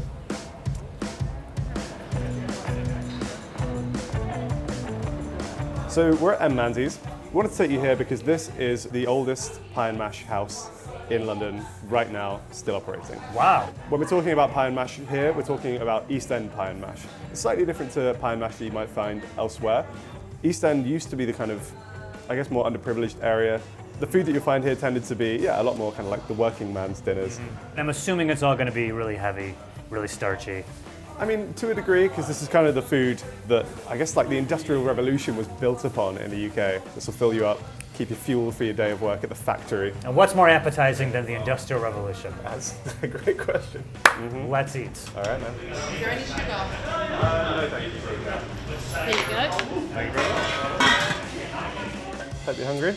Oh, hell yeah, dude. Get that down I your have to ass. admit, first impressions, this looks really good. Yeah? Yeah. Good. Okay, so Beautiful. this is not what I was expecting at all. Over here, I'm like, what's happening over here? All will be explained in due time. So this is just kind of how they serve it up. They obviously make big batches of mashed potato, bring it up in the kind of dumb waiter thing, and then they just kind of have, it's not really a scoop, it's more like a spatula. Yeah. So they just kind of like spatula some of it and then smear it on the plate to get it off there. I'm saying, like, I love when something that was meant to be efficient and probably cost prohibitive suddenly turns into like an iconic way of serving it. I love that. I think in many ways this is kind of like London's original fast food, if that makes sense. So I think what you're saying about like just efficiency being Yeah. the key is really true. So something else showed up. Of course. It looks like Jell-O in a horror movie. What is this? So these are the jelly deals. They are a very historic dish in London, particularly in the East End. It does pretty much what it says on the tin. They get the eels, they kind of stew them, chop them up, and then put them in jelly Is to this hot? preserve them. No, so these are actually normally served cold. You don't seem thrilled by that. So I would like to fill up with the thing that I actually want to eat. Yeah, it's kind of up to you how you want to approach this. You can generally just kind of like slice at it and wait and see what comes out. So the pie is mincemeat, quite a lot of like beef fat content in there, suet. Cut yourself a perfect bite and then we'll give it a try. What would you say is a perfect bite? Probably gotta get some potato on Just it a bit too. of everything, a little bit of mash, a little bit of the sauce. Okay, All let's right, go. cheers, my man. Yeah, this is really good. Oh, this is fantastic. It's one of those dishes that has just been perfected over so many years Yeah. because everything on the plate works together so well. There's like no wasted space whatsoever. So you might have noticed this green sauce on the plate. I have. This is called the liquor. There's alcohol in this? So it's spelled like you would spell, the alcohol, but there is no alcohol in this, unfortunately. What this actually is a predominantly parsley sauce, which is kind of like a fragrant herbal sauce to have with your pie and mash. You'd mentioned something about inside this is also, like, I've seen ground beef, a gravy, and water. Yeah, so what they'll normally do is roll out like a big sheet of pastry, Yeah. cut the little pie dish size Yeah, pieces, put it in there, and then hose it down with water. Hose it down. Hose it down. There's Okay. like a hose involved. Oh, yeah, got it. This is kind of done for a few reasons. It helps the base of the pie stick to the lid of the pie, Okay. because these are very much like self-contained pies. Yeah, it was tough to get in there. Yeah, it's like a sealed-in little package of meat. Yeah. But then also, it just kind of bulks it out, because then you're putting the meat in there, but it just stretches the sort of like meat juices and the gravy that's in the pie a little bit Nice. further as well. I think this is so fantastic. You're right. The gravy, the liquor, whatever you guys are calling it, is so fantastic. I would be remiss if I didn't at least try the jellied eels. Yeah, I think we do have to. For science, if nothing else. So I would eat the whole thing like a sushi roll, just kind of like the whole thing pops right in. I think pretty much just grab a piece, pop it Looking in. for the smallest one. I will say it again, Wait. watch out for bones. Oh, you weren't kidding. I like almost stabbed one. Ready to go. Will do. All right. Cheers. There's bones in here. Welcome to London, man. Thanks. Good bone. Ooh, jeez, I like an aftershock there. Not my favorite thing. Yep, that's fine. It's okay that we couldn't bring you around on the jelly deals because you do seem to have enjoyed This is the pie mash fantastic. and I would liquorice. absolutely kill this whole thing. I think this is so fantastic. Ready to eat some more? Yes. All right, let's head out. Let's do it.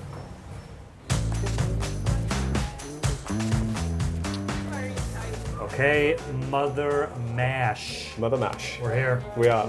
So taking you here because they're really like focused in on the mash, as the name suggests. Offer a lot of different options here. There's just some really elevated, nicely made pies that we can discuss and try. I'm surprisingly still hungry. Yeah? Got room for like 2 or 3 more pies? So there's a couple of things that I think we should try on the menu at Mother Mash. I think we should try a couple of like slightly jazzed up mashes, for example. I want to try the cheesy mustard and maybe the horseradish as well. Yeah. Those sound pretty good. And then we have a few pie options. Definitely we want to try the steak and black heart stout pie. Stop. What? Steak and black heart stout. Okay, it's a black heart stout. Yes. Heard There's, black and heart. I'm just like, guy, people eat anything over here. there's no heart meat in this. Okay, You're okay.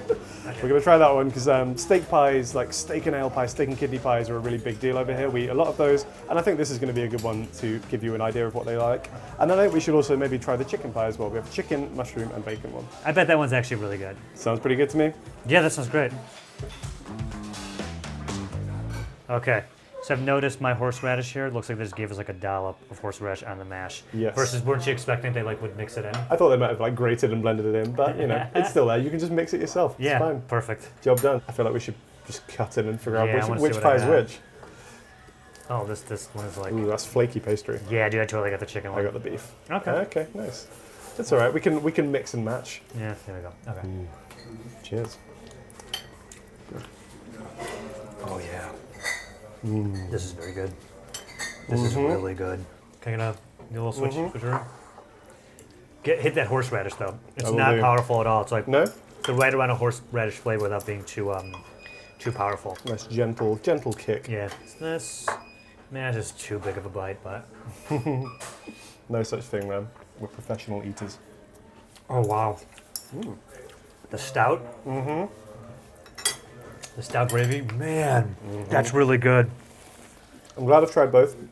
I think I probably do slightly prefer the beef one. I definitely prefer this one, dude. There's just something about that combination of, I guess, the like richness of the alcohol kind of cooked away, Yeah. leaving you with this like, Definitely the richness of a stout. yes. But not so much in the sense of like it tastes like beer. No, definitely It just not. has that stout richness to it. Which And it really works with the Yes. meat, I think. Yes. The red meat particularly. Yeah. Such a nice little Yeah. harmony there. It's really comforting. How's the mash? You liking the mash here? The It's mash is fantastic it's in the here. name. It's the star I of the will show. say, so the first place we went to, the mashed potatoes were fine. I probably would, if I was going to eat that whole plate, probably would have salted it. I did really like that gravy, but these potatoes are perfect. No notes. Oh wow. This is it for me. This is what I'd imagine it be. It feels like. I know we've been to places that have been around longer, but if I would think traditionally, what I'd expect would be this, and this is maybe of the highest caliber of what I think you could get in this country. Yeah, I think it's like a very traditional pie, but just done really well, like slightly elevated levels. I think the pastry, I really like the texture Yeah, I of. want to get it. I want to just do a little bit of the pastry. I think maybe compared to like a Manzi's or something, it's not as like thick a pastry. Yeah. I feel like maybe those pies are more transportable, whereas this is very much designed to be like you're sitting down, you have a plate or a Yeah. bowl, you're slicing into it Yeah. and eating it like that. If you were kind of carrying this around in your pocket, it's a little bit too flaky, and I think would just fall Yeah, apart. you're not getting very far. That'd be funny to get to the office. Oh, brought my own pie, just slop on the desk. Your keys is like covered in gravy Yeah. in the Aw, front. Harry. Sorry, guys. This is really fantastic. I like the chicken pie. I get a lot of the bacon flavor actually. I feel there's like Yeah. a good amount of bacon in here. That like richness, meatiness really does come through as well. I'm wondering, like, how popular is a chicken pie with this? I feel like not very, right? They're pretty popular. Oh, yeah? Yeah, and not only that, but they are historic and they've been popular all throughout history as well. Oh, yeah? Oh yeah. All right, fine. I guess What- I was wrong. You want some proof, Joe? Archaeologists actually discovered a tablet in Mesopotamian Sumeria, which is about 4,000 years old. No, that's old. Can you guess what was written on this tablet? The Ten Commandments? I don't know. Close enough. It was a recipe for chicken pie. And this is preserved. Like, we can translate and we can read this, and you can, if you want, make a 4,000-year-old chicken pie. Oh, interesting. So is that better or worse than chicken pot pies that you've had in the States? Way better. Way better. But I've not had a chicken pot pie that can even touch this. Okay. Yeah, this is fantastic. That's high praise. I really like it here. And This- of these two, that one is, oh my God. Yeah. That is so great. I think overall this has been a really excellent meal. This has been fantastic. I love this place. Good call. All right, but we do still have more pies to eat. All right, let's hit it. All right.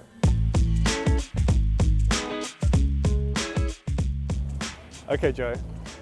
We're right in front of a Greg's. That's really I feel fun. like we couldn't let you come to London and talk about meat in pastry without experiencing a Greg's. You've never had one before, right? That's right. Ever since we started Food Wars, I've been getting nothing but messages from assuming teenagers here in Great Britain who are like, you gotta try Greg's, mate. Well, so let's try Greg's. We're finally making their dreams, and Yeah. hopefully yours come true. Up for debate as to whether or not they actually serve pies. It's like meat in pastry. We'll have a discussion about that, but I think we're going to grab a steak, bacon, and sausage roll just so you can experience a Greg's. Let's do it. All right, cool.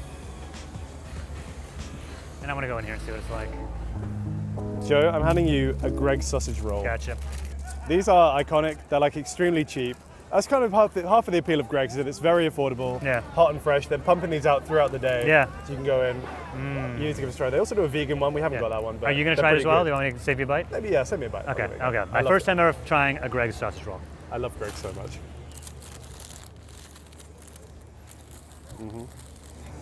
Talk us through it. Wheels are turning. This is very good. This sausage reminds me of American sausage. Sure. Yeah? Yeah. The pastry's cooked really well. Yeah, I can tell that these are kind of mass produced, but still. All right. Definitely eat it outside. Yep. Flaky pastry. Yeah, very flaky. Overall, yeah, it's very good. Right. Yeah. And it's like a sort of hot and ready snack for like, it's like a £1.20 or something. It's really that cheap? It's really cheap. Oh, in wow. The price is nice. You for walk this into one. Greg's and you come out with so much food. Yeah, but It's part of the and appeal. high blood pressure. Yeah, we're swapping around. Yeah. Next up, you have a steak bake. Be careful because half the experience of these is biting into it and it's like molten lava inside. Okay. So just have a little, have some caution. Go for it, man. I'm nibbling from the other end of this one. This tastes kind of off. You might have some angry Geordies in the comments, but I want you to take a bite of this, and I want you to think of one word. And that word is seafood.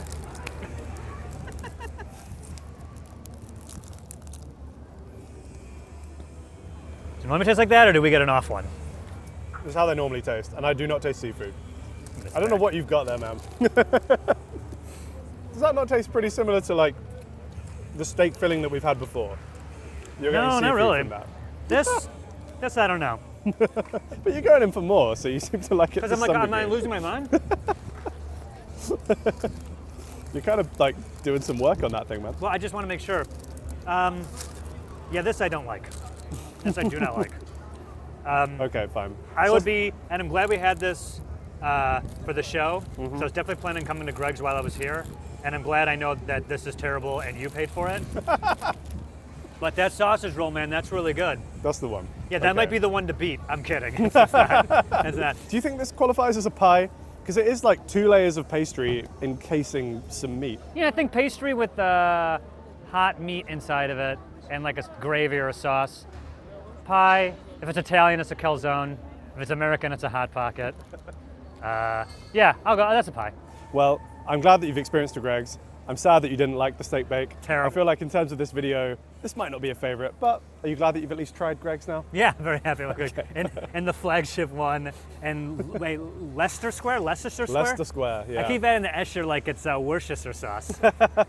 Leicestershire. Yeah, okay, great. So I feel like I got one more in me. Yeah, so we're gonna go straight to M&M's World, and then we'll go get some more pies. Okay, cool. Pie M&M's. Let's go.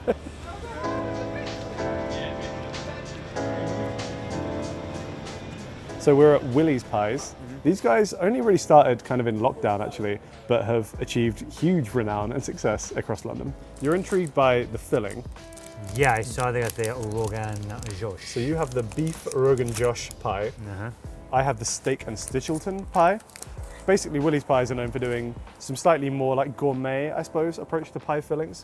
You wouldn't find these on like the average pub menu in the UK, for example. Okay. Cool. Well, I'm excited to try it. Which one do you want to do first? Or let's start with. I feel like that's a more of a main one, and that's more of a fun one, right? You said this is steak and what? This is steak and Stichelton. What's Stichelton? So Stichelton is a cheese, basically a blue cheese. I'm hoping it will pair nicely with the I think the blue richness. Yeah, the blue cheese is a surprise. Yeah? Yeah. Look at this guy. Here we go. That's gonna go in my hands, right? That is a, I mean, like, Yeah, you see like the inside there, like. it's a well-filled pie. And I just want to say for the record, they didn't fill theirs with jelly, and that's perfectly fine. It's perfectly. I have no problem with this. No issues whatsoever. No. Ooh, I can smell do you smell a bit of the cheese there? Yeah. Oh man, that smells really good. That does smell good, actually. wanna I always like it when we get to this stage of the shoot. Yeah. We're always very tired, don't really want to eat pies, and then the food is in This front of us, wakes and us we're up. like, Oh man, let's I go. literally feel like I'm like what is it? Those old cartoons where like they put the pie on the sill and then like Bugs Bunny like gets it and he's like floating through the sky to the pie. I'm like, yeah. So I'm ready to bite in this. Ready to go? Last pies of the day, let's give it a try. Let's give it a try.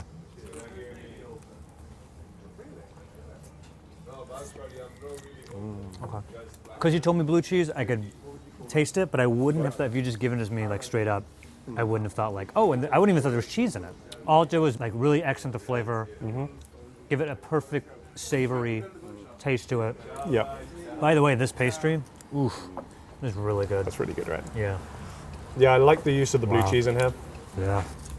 I think it gives it that like, just a bit of something different, you know? Yeah. I think obviously like the steak and stout one that we had earlier, for example, was brilliant, but it was kind of a lot of the same flavors. It's a lot of that like beefy richness, really punchy. Yeah. Can I make an observation that Yes. maybe you're about to make? Go on. This place is doing more with the pie than any other place. Other places have been doing is like, this is classic, this is how it's always been done, maybe mixing up a little bit with the classics, but I feel like the attitude here is like, there's so much more to do with pies and meat and flavor, right? Yeah, I Yeah. think so. I think these guys are doing it, like I say, adding that blue cheese really gives you that extra like funk, that little bit of like tang and sourness. Helps kind of cut through, because it can be something that's very heavy and very dense and very rich. Yeah. And I think actually, almost ironically, adding cheese to that kind of helps it. Yeah, Yeah. that's very good. All right. And then Speaking of innovation, pie innovation. Speaking in of the pie UK. innovation, speaking of doing different things with pies, this is a beef Rogan Josh pie. Wow. Now, what makes it Rogan Josh? So a Rogan Josh is a popular curry dish here in the UK. Yes. Very tasty, and obviously they've just taken some of the flavors from that, added them to the beef, and then put it in a pie. So there's curry in this. It's like a curry sauce in a pie, yeah. Which Okay, that's does sound exciting. Yeah, that's not. Do you want to do the honors here? This one already has the other beef on it, so if you want to go ahead. Do You've heard the expression, shall I be mother? No, what does that mean? So if I was like offering to cut or something, or like serve you Because pie, your mom would cut you're you like, things when you were a shall I kid. be mother? All right. I mean, visually, it looks about the same. I don't think I could do a lineup. Maybe a little more light of day. Oh, now look at nice. I see a little like a curry green in there. Oh, another real good smell. The smell though. All I'm right. smelling like coconut. Yeah. Let's do it. Cheers. Yeah. Yeah. That's good. The curry is perfect, and it pairs so well with the pastry, right? It does, yeah. Because when you have naan bread, usually when you have a Rogan Josh, like it does have a little bit of sweetness to it, but it's also very garlicky usually. Yep. So it's almost like that in a bite. I like the kind of like creaminess of the coconut. There's Yeah. like some like heat from ginger going on there. Very good. I agree. I think like it's almost like a sort of British version of a samosa in a way, because you got the pastry with this kind of filling in it. That is true. That's the kind of image Yeah. that's coming to mind. Yeah. That's really good. The beef is so tender. You can tell they've really like taken the time and simmered this. This whole place has really opened my eyes to the fact that you can make a pie with all types of different flavor profiles, and you can even reach across to other cuisines and put it in here too. I mean, sky's the limit, really, for what you can do. And good for them. Good on them for doing that. This is fantastic. These both are very good. They are really I'm good. very impressed. Yeah. Yep. I mean, like a Rogan Josh pie has kind of got me thinking about all the other things that I've seen put in pies before, It's kind of like a historical thing in the UK to just put random stuff in pies. Have you ever heard of Geoffrey Hudson? I don't think I know Jeff now. How about Lord Minimus? I don't think I know him. I'm too up in my lords. Please allow me to educate you. Lord Minimus, Yeah. aka Geoffrey Hudson, Okay. was a small person Yeah. who was presented to the court of King Charles Yeah. in a pie. No, that he didn't happen, but go on. Burst out of the pie No. wearing a tiny suit of armor Didn't happen. and recited poetry to everyone. Come on, you can't be running up on royalty in the 1600s back then, right? Look, they didn't have TV back then. They had to come up with ways to entertain themselves. Putting people in pies apparently was the chosen option. No, I understand all that. Yeah. But the surprise is like, that to me is like, get him. Right? Because let's think of the other way. An assassin comes to get the king and he jumps down. He's like, I'm going to get you. Like, the king's like, all right, now before we kill you, is this for entertainment? Yeah, for fun. What's going on here? Right. As much as I would love to sit here all evening discussing whether or not there was a Lord Minimus, Yeah. I guess we have to make a decision about what the best pie in London actually is. Okay. Should we go through the ones that we've had today? Yeah. Okay. We had a classic Melton Mowbray pork pie. Okay. So maybe because I went into that thinking that it was going to be inedible, I actually was like, wow, this is pretty good. If I could describe it to an American audience, I will say it's as good as either the leftovers of a roast dinner or your Thanksgiving leftovers. Now, people think that's disparaging, but they even mentioned it in a Friends episode. I think it was the Moist Maker sandwich. That seems like pretty high praise. Oh, that's very high praise. Yeah, Yeah, I that's really good. enjoyed it. My only drawback of this, and like not anyone cares what I think, but like it's a lot. That thing was big. I know people go, they look that big, but like that thing was solid. That was hefty. I will say they're not all that size. Yeah, I was eyeballing it. That was if it wasn't 2 pounds, it's close. Sure. 2 American pounds. So obviously we had the Manzi pie. Classic. Felt like I was eating history on a plate. Of course. I was very pleasantly surprised with the pie, the meat, the filling, everything. All Less right? so with the jelly deals. Yeah, but that's not part of the video, all right? Jelly eels are a nightmare, but whatever. I love that bite, that everything bite that you had said yourself is like, it's kind of, you kind of want to mix it together. Ooh! That could change anyone's mind. Yeah, I think I have to agree. It's amazing to like eat a bite of history like Yeah. that. It's really good. We went to Mother Mash. Dude. Wow. Yeah. First of all, a place that is emphasizing mash. It's in the title, and they have like a lot of different mashes you do not get in the United States. That was kind of like what I was expecting. It's in a dish, it's on top of the mash, it's smothered in gravy, big plate that's kind of like a bowl. Whew. Did that first bite, Yeah, the steak and stout. wow. Pretty And the good. chicken one was no slouch either. No. Really fantastic. Very impressed, yeah. Yeah, I think that's a really good like standard pie. If you go to a pub, they're going to have something pretty similar to that on the menu, Yeah. and it was done really well. Yeah. Of course, we had Greg's. Yeah, I mean. I love Greg's. You seemed less sold on Greg's. I like that. I mean, the sausage roll was fine. I liked it. And then what was the other thing we got? Steak bake, Yeah, it sucked. the fish bake. Thumbs down on that. I still don't think I tasted any fish in there, but that's your experience, and I'm not going to challenge you on it. And of course, we ended here at Willie's Pies. I've really enjoyed these. This How about was you? great. I love the meat. Very flavorful. The pastry of this one, if I was judging pastries, this might have been my favorite pastry. But agree. we got to pick one. We do. Okay. So, as the tourist, Yeah. if you were to come back to London, or if a friend of yours was visiting, Yeah. and you had to recommend one spot, Yeah. which one are you picking and why? I'm going to have to go with Mother Mash. That was the one I was like, can I just stay here and finish it? I loved it. It lit me up. We'd been eating all day, and even that one I was like, whoa. That one just really like awoken me. What I think this pie is supposed to do is get you that, like, get you going, right? Yeah. It was fantastic. I loved it. What was your favorite? I think just maybe because as a British person, I've had a lot more pies. I've had a similar pie to that more often, whereas I think Willie's Pies, for me, might be the standout. Just because for me, it's doing something Willie. new. Yeah. It's doing something a little bit different. And you like that? It's doing it really well. Yeah. I think it's easy to like try new things and make it like gimmicky Yeah. or kind of weird. That is true. This one did not feel gimmicky at all. It No, felt like, definitely not. For the seasoned pie heads who want something a little bit different, That's I right. think this is great. Yeah. Mother Mash was up there as well. Yeah. I like Manzi's as well. They're all good. That's They're why- all fantastic. Yeah. I mean, it's really going to boil down to while I stay here, ever come back, when I want pie and mash, it's literally going to be like, I'm going to the closest one. It's all fantastic. They're all good. I think we chose well. We've given you a good cross section, and I hope we've proven that, pies can be a lot of things. Anything you want them to be. Thanks for taking me here. My pleasure. Cheers, man. Cheers. There's no way they put that guy in a pie. All right, so I'm not budging on that. So Joe, today we're going to visit some British Indian curry houses. There is a distinction there because these probably aren't going to be like the most traditional Indian meals that you've ever had in your life, but they are specifically British Indian cuisine. The way that we've identified these is places that have chicken tikka masala on the menu. Have you had that before?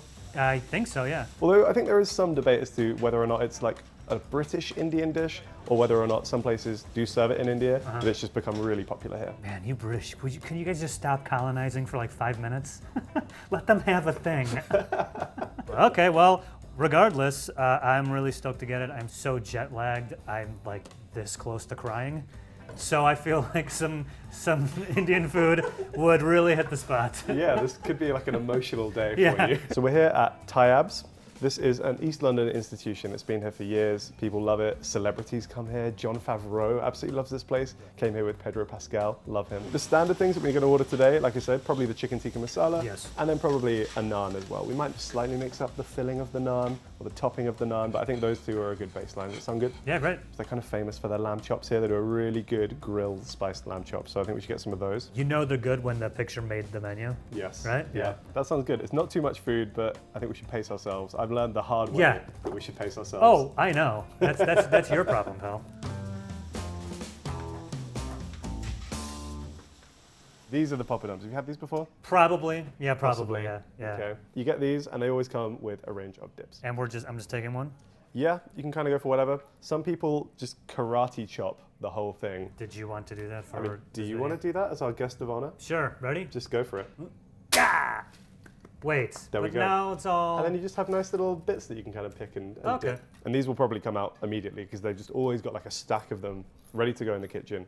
They bring these out, you have a few of these, then the rest of the food kind of like starts to come out. So we've got a few dips here. This one, Yeah. mango chutney. Getting any mango flavors from that? I am getting mango flavors, and that is so good. Yeah, this is probably my favorite Wow. one. Yeah, it will vary slightly depending on the curry house, but normally you're getting a mango chutney, a yogurt cream-based sauce, like a raita of some kind, Sure. and then usually a spicy option as well. Haven't actually tried that one yet. How spicy are we looking? Not very spicy, but enough spice to let you know it's there, Uh-huh. right? I love this.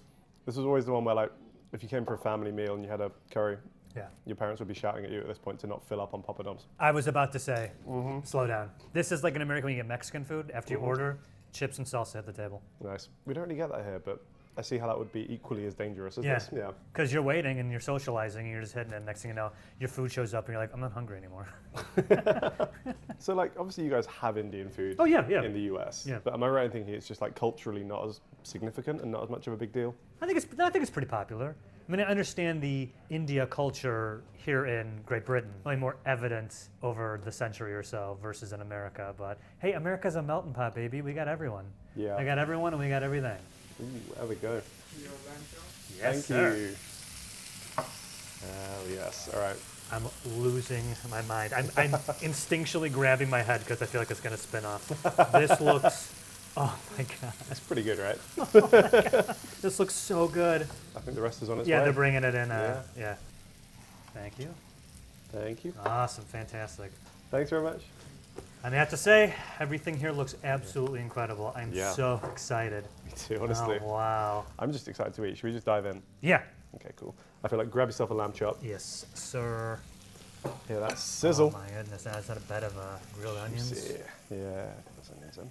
A lot of people will refer to it as naan bread. Uh-huh. That's actually just like saying bread twice, because Yeah. naan is just kind of an Indian word for bread. You want me to do the chicken tikka masala first? I feel like it's up to you, man. Go Okay. crazy. I think that's a All right. nice place to start our I mean, curry this journey is- today. That's what we're here for. We're doing this at every place, so let me try it. Here we go. Mmm. What are you getting there, Joe? Well, it's delicious. I love the flavors. Good start. Really taste how the meat is grilled. Sauce is incredible.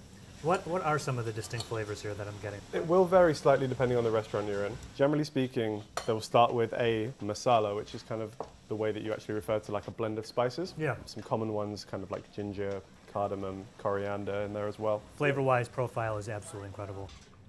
No notes on that. No. Very good, but I mean this. I'll try some of this lamb, lamb's man. what This we call lamb my is name, right? beautiful. There's some juicy lamb chops. Wow. Wow, wow, wow. Oh, it's so juicy. Okay, so the spice on this pairs with the lamb perfectly, right? The flavor's just jumping out at me right away. It's enough spice to know that it's there, but it really accents the flavor of the meat perfectly. It pairs with it incredibly. So I don't feel like I'm eating a piece of meat that was just covered in a spice. No. Yeah, You can tell this has been like marinated. yeah. It's been cooked in the sauce. Just like you say, they're not just like cooking them separately and then kind of like combining them at the last second. Yeah. That flavor is in there. Yeah. You might also see some variation with like the type of chicken that's in there as well. Okay. We're generally talking chicken breast pieces, but I think this is good because you get like quite big pieces of chicken. Yeah. So they've stayed really tender in the cooking process as well. Really juicy. It's not really about the heat with the chicken tikka masala. This is something that was kind of adapted for the British palate, so not super spicy. Yeah. But in terms of the richness of the flavor, it's really, really tasty. That's what I'm talking about, richness. Quite tomatoey. Do you get the tomato coming through from that? I absolutely do. This, to me, I just want to like take the chicken and the rice and the naan, put it all together, boom. It's kind of the joy of like eating at an Indian restaurant. Yeah. You can kind of just mix whatever you want. Often if you come with a big group, Yeah. you'd all get like a few dishes and you just kind of like share them around, try lots of different things. If the camera wasn't here, I would lick this bone clean. This sauce is just, The camera's here and I am licking the bone clean, so Yeah. go crazy. I'm not going to. I don't want the footage on the internet. So they don't eat a ton of lamb in the US, right? It's like not super common. Lamb doesn't seem to be as popular of a meat in the U.S. as it is here, certainly. But I think that's something to do with the fact that the U.S., like clearly we're just like cattle, beef, pork, beef, pork. Like the two animals were really just pushing on the population for at least 200 years. There certainly is lamb. It's just not as popular, yeah. Interesting. I will say these are like some of the best lamb chops I've ever had. These are like fantastic. Yeah. So we took you to Tayab's because it's kind of like a elevated British Indian experience, I would say. It's like a pretty standard British Indian curry house in the terms of like, you know, the decor, it's a little bit kitschy. They have some familiar things on the menu like the tikka masala. Yeah. But I think, yeah, like I say, this is kind of like an elevated version of a tikka masala. The place we're going to go to next, I think will give you a much more authentic, like British Indian experience, particularly when it comes to the masala. I think the color might surprise you. The flavors might surprise you a bit. It's going to be interesting. All right. This was fantastic, but how authentic is it? I don't know if you've noticed this about me, Joe, but I'm actually not from India. So I can't really talk to the authenticity of the food and the cuisine. I can maybe talk to the experience of a British curry house, but not that part. I have invited a friend along who's going to meet us at the next place, who I think will be able to explain a little bit more about what British Indian cuisine actually is, how it compares to actual Indian cuisine, and we'll kind of go from there. Sounds great. I've known Kev for many years. We've been at Insider together for what, like 5 years now? It's been over 5 years for We're me. kind of old. Yeah, we we're started old. on the same desk together, have kind of like gone separate ways and now rejoined again on the video team, which is great. You might have heard her voice on So Expensive videos. That's how I know you. There you go. And there's also, I don't think anyone more qualified, at least that I know, to talk about the authenticity of Indian food, definitely more so than I am. Well, I grew up in Liverpool, but my mum immigrated from Karachi when she was quite small. I think she might have been about 1. And her mum was from Uttar Pradesh, which means that she's Upite. And her dad was from Sindh, so Sindhi and Upite. And because I've got that background there, obviously we grew up at home, kind of like cooking a lot of food, making like rotis on the cover all the time. We cooked food at home ourselves quite a lot. And we did also go out for lots of Indians, which is quite a British phenomenon. Like it's very important. But in my mind, that's quite separate to sort of the food that we had at home. So let's see how the food stands up, I guess. I think 2 metrics are important here, so I'm going to be measuring this against like different chicken tikka masalas that I've had elsewhere, but I'm also going to be measuring this against my mum's butter chicken or chicken makhana, which I'm going to say that it's kind of more authentic. Okay. So we'll see. Great. I mean, if this beats your mum's curry, I feel like that could be a problem. She's so. going to see this video. I know she's in the comments. She's definitely a food tours head, so. Of I'm course. scared! So you may be wondering why we're at this restaurant specifically. Very much so. There's a few reasons for it. Obviously, Brick Lane and Curry, iconic in London. Like this is the place where you will probably go if you just Google like London curry houses. Okay. This is kind of where it's going to send you. It's very iconic. There's so many of them. There's like 23 or 24 restaurants just on this one stretch of road, which is a lot. But this one consistently just dominates in the rankings. People have rated this really highly. It's very up there on TripAdvisor. I think it's the 15th best rated restaurant in the whole of London on TripAdvisor. Not just curry houses, just restaurants in general. Fantastic. All those people can't be wrong, right? That's correct. I totally agree. They should have that in the window, though, do they? Maybe they do. I think they generally tend to put pictures of the celebrities who've visited. I have noticed that, so thank you. One thing, so I live in Los Angeles, and what's really popular there, they do this as well, but another thing they'll do is, because everyone in Los Angeles is a performer, is that they'll give them a signed headshot, Nice. which makes sense, but then when you go into restaurants, be plastered with framed headshots, and you're like, I don't know who any of these people are. Right. Yeah, so. It could be a good way to Yeah. like try and get a discount on your bill. Be like, I'm actually kind of famous. Yeah. Here's the my headshot. Yeah, And yeah. they're like, "Oh, You just yeah." you fold that into the little tab book, like there you go. do the like the handshake Yeah, where you like yeah, slide yeah. it in. Yeah, it's like this big picture, like, can I get a table near the window? Because like, what are you doing? A4 size headshot. It's 8.5 by 11 inch. All right. I'm actually really curious to try this because I don't know that I've ever tried Vindaloo before. No? Oh, really? Look at the colour on that. That's beautiful. That is bright. Wow. Wow. Yellow rice. Thank you. Mhm. Some ketchup, please. Ketchup. Did we order ketchup? For the Yeah, but this Cheers. is That's so much ketchup. okay. We've been given a very small generous with This the is ketchup. Small exactly bucket like of my ketchup. mum makes it, by the way. Exactly. This is With the ketchup? with the ketchup as Yeah. well. Yeah, it's pretty. Garlic naan. Thank you. We have a small feast. I'm really curious about this. That's almost like it might be radioactive. Like Yes. it's very bright. I don't think I've seen a chicken tikka masala this bright before. Have you not? I feel like I No. have. No. See, we went to Tyab's and we had the chicken tikka masala, and it was much more like this colour. It was not that's that like a bright, normal. I'm gonna try it. Yeah. Yeah, we all are. I'm very So, excited. this is actually quite a traditional thing to have like little bits Pilau. of coloured rice as Yeah. well. Like we often do like rainbow rice aram, which was a novelty thing. I That was quite my liked. my favourite track on Mario Kart.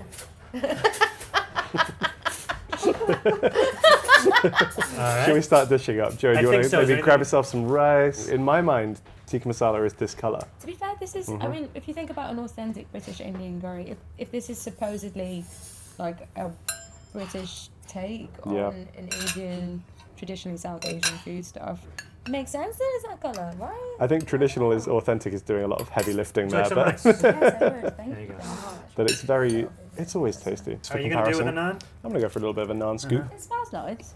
Cheers, gang. Yeah, cheers. Mm-hmm. This one is sweeter than the last one. Mm-hmm. So? And much more creamy, right? Yeah, a lot creamier. The chicken is cooked well. It's cooked well, very tender. It's not chewy, which I get very angry when people give me curry and it's like chewy chicken. That's not okay. It's almost upset. impressive to make chewy chicken in a sauce where you've been like simmering it, It's right? happened. It's happened to me. Yeah, the one we had at Tyab's definitely had some heat to it. Yeah. It wasn't spicy, but I think I was taken aback by that because this is, again, more what I'm used to from like a classic British curry house. This kind of hits on the classic you were expecting. Pretty much. There's almost no heat to it. It's very sweet. It's very creamy. It's fantastic, though. Mm-hmm. I am very impressed with the flavor. Over here we have. So this is the lamb vindaloo.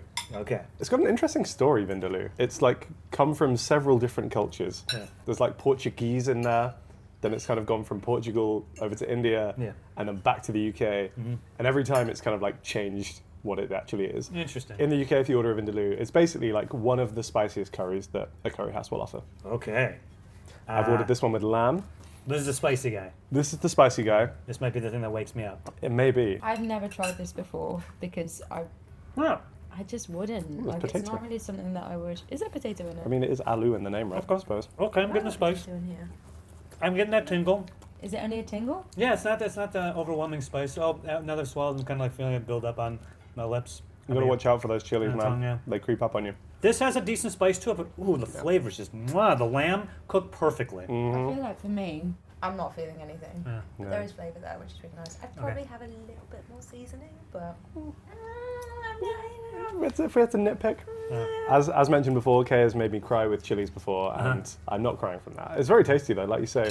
I do think it's a nice balance of like that warmth, the richness. That lamb, the lamb's so good, man. It like falls apart in your mouth. So I noticed that none of us have been tempted by the chips yet. Yeah. I will just say this is very much not authentic cuisine. Yeah, I do want to say chips, fries, as we call them in the States, do not normally come with Indian cuisine. No, and I'm not sure like when they started coming with British Indian cuisine, I do think it's very more the British side of British Indian.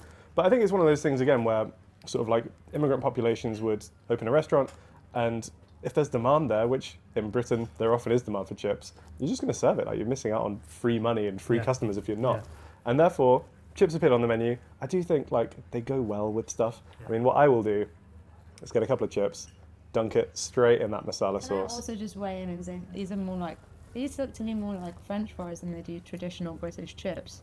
Like a chunky chip is what I associate with British Is this what I'm doing here, though? You got the sauce, huh? fries. Go for it. And also, like, we do this at home. I'm British, Pakistani, Indian. Like, there's a whole mix going on there. Chicken and chips, man, it's a thing. It's really good. It's really good. I do think that's a good idea to have the chips, fries, to finish off the sauce. Because one thing I've noticed in my many years of eating Indian food is that you eat the protein or the veggie, that's whatever's in the sauce, and you usually have like a lot of sauce left. And that's just kind of what you grow to expect having Indian food. Yep. So to have something for cleanup is a pretty smart idea. Yeah. One of the founding brothers of Tayyab says that when he goes out, he will order chips with his Indian food. So, All right. yeah.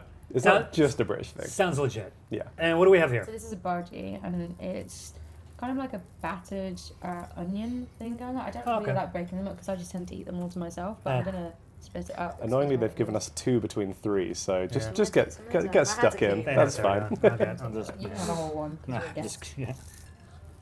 It's not good too. Crispy. Mmm. That's really good. That's fantastic. I love ordering these when I go out. These are an excellent starter. These are like a mainstay in my curry order. Sure. That's a good one. It's very crispy, not overly oily.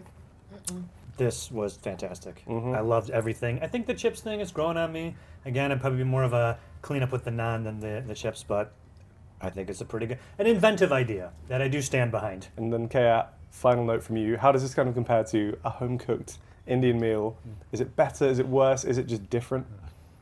I do still put them in 2 completely different ballparks because they're just not the same thing for me. And it's still a really nice thing to go out for an Indian, but for me, it just tastes so different to my mum's cooking. Kaya, thank you for joining us. I hope you've had a nice time.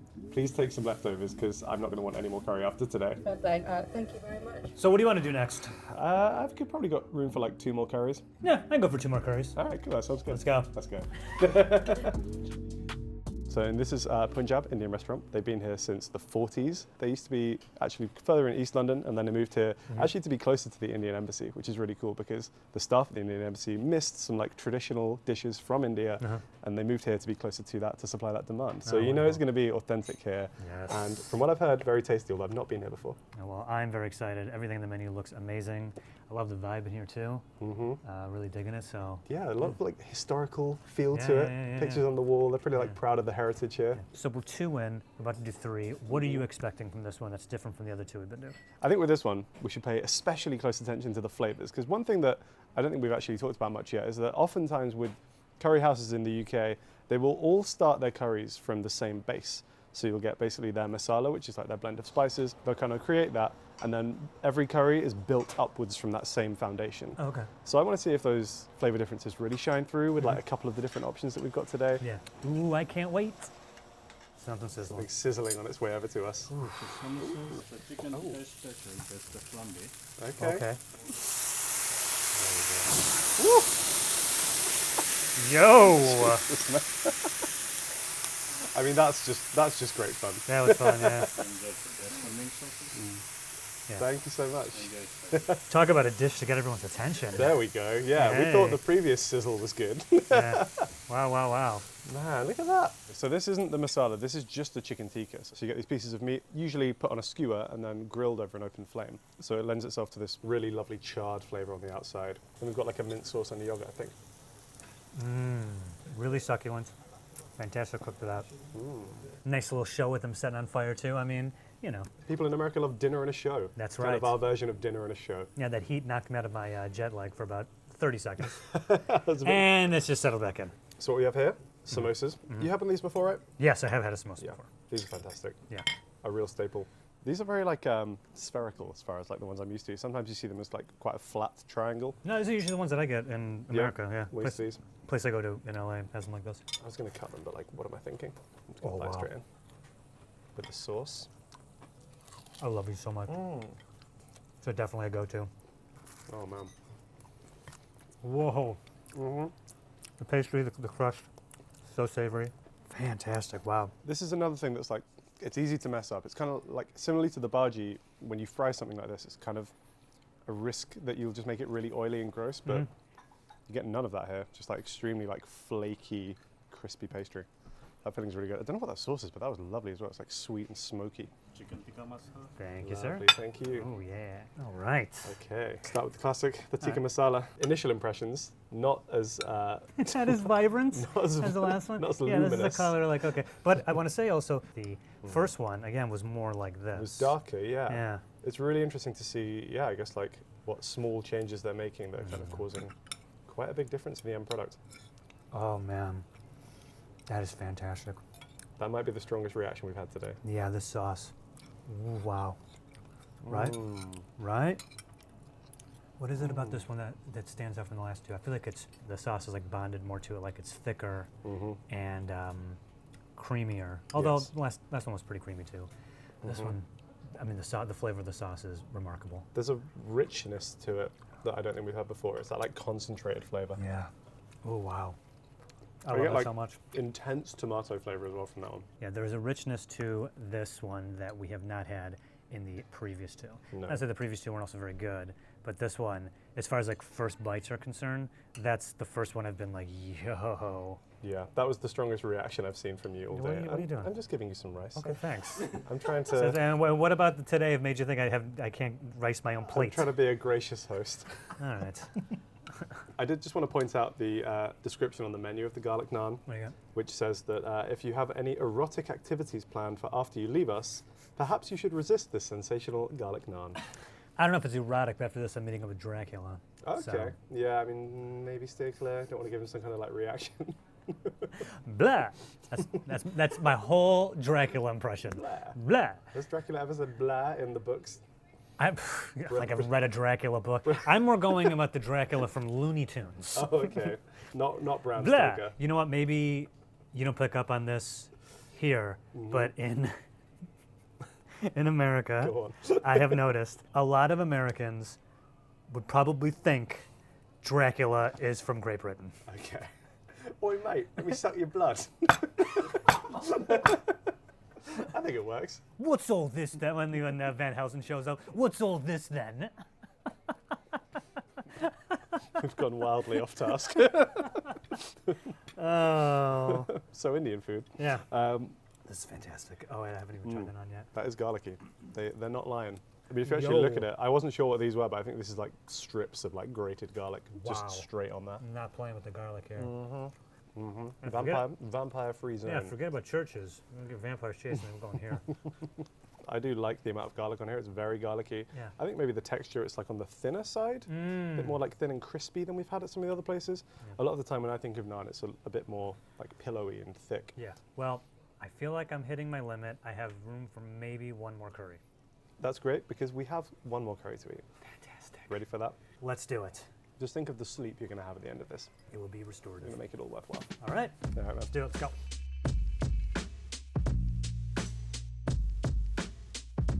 All right. Hey, it's another great day. Cheers, my man. Don't believe I've had this before. This but is it looks like a mango man- lassi. This is Lassi. another sort of classic South Asian drink. Give What's it a your- try and see what you think. Okay. Oh yeah. Oh, yeah. I was about to ask what's between this and a smoothie, but it's great. This is actually fantastic. It's really good. It's very Yeah. thick. It's like a yogurt-based drink. This one has mango kind of blended into it. It's funny, I was thinking on the way over here, like, I'm really thirsty. Yes. And nothing quenches my thirst quite like anything the consistency of gravy. The thickest liquid Yeah. imaginable. I'm just imagining, like, finishing a marathon and handing me this, like, no. Slightly better, Hey, thank look, we did a Food Wars and we talked about thick water, and you loved thick water. This I is did just say- kind of like that, but with fruit. I will say, Yeah. Harry, if I ever have a problem swallowing pills, Yeah? this is it. Take one of these. So, Joe, here we are at our last spot of the day. We are at Spice Village. We're in Tooting. Have you been to Tooting before? No. What kind of question is that? Have you been to Tooting before? I have been to Tooting. My brother actually lives kind of around here. I haven't been to this restaurant before, though. Okay. So now we're in South London. Yeah. We started off in East London. Yeah. I think between maybe East, South, and maybe like Southall and some areas kind of like northwest London. Those are the areas where you're probably going to find some of the best South Asian food in London. So this is kind of like completing the tour in that regard. Fantastic. Compared to some of the other places that we've been today, this place is slightly more modern. They only opened, I think, after the year 2000. Been here about 20 years, but in that time have established a real foothold in the kind of like South London curry game. They are known for doing a very good curry, which is of course why we brought you here. Heck yeah. They were shortlisted at the British Curry Awards. The this year. BCAs? The BCAs. Wow. Highlight of the calendar year for many people in the UK. They're taken seriously, like politicians go. When It's you a major when you thing. purchase your yearly calendar, you flip right to it. Like, gotta make sure I don't accidentally get right to the And the curry themed calendar as well. So you flip it over and you're like figuring out which curry you have for that month. Yeah. It's like, ooh, You flip the March, like, oh, I can't wait to eat that one. Ooh, it looks good. But look, Hey, curries- we're kind of joking around, but like, if I still had a paper calendar hanging up, so use for it, a curry themed one would be really great. Yeah, like Curries I of would be London. Curries of London calendar. I will purchase that one. We should make that. I think we've been pitching merch for a while now. I think Food Tours merch, that could be like the first place to start. I'm rallying for this curry. Can you make one more? Yes, I can. Okay, cool. We'll do that. Okay, I have to say, this looks incredible. The food looks very tasty. Would you like to serve yourself? Last time you didn't like it when I served you food, so. It's not that I don't want you to serve me food. It's just it came out of nowhere. It was weird. All right. Yeah, is this going to become like a thing between us? I mean, the way you said that was very pointed. I was trying to do a nice thing and I just felt like it got thrown back at me, but that's fine. We're going to be bickering like an old married couple by the end of this. Can I get the check, please? All right, I'm loving how this looks. Okay, man. And go. Cheers, man.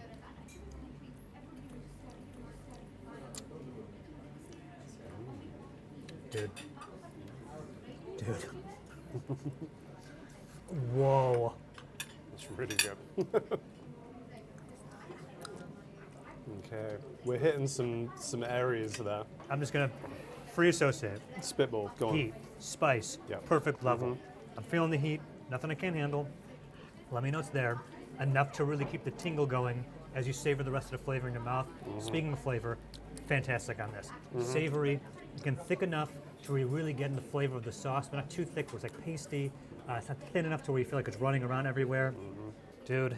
I think you're right. You've hit on the sort of like the mouthfeel that you get there, the like viscosity of that sauce. It really like coats your whole mouth. Like I'm still, like just one bite, I'm just like holding onto the flavor and the spice. It's not so much like, ow, it's like a numbness that just is soothing. It's almost like my mouth is relaxed. Yeah. And that makes sense? Yeah, I feel like that's taken us on a bit of a journey there. I bit into it and I was like buttery. Whoa. Yeah, like smooth. whoa.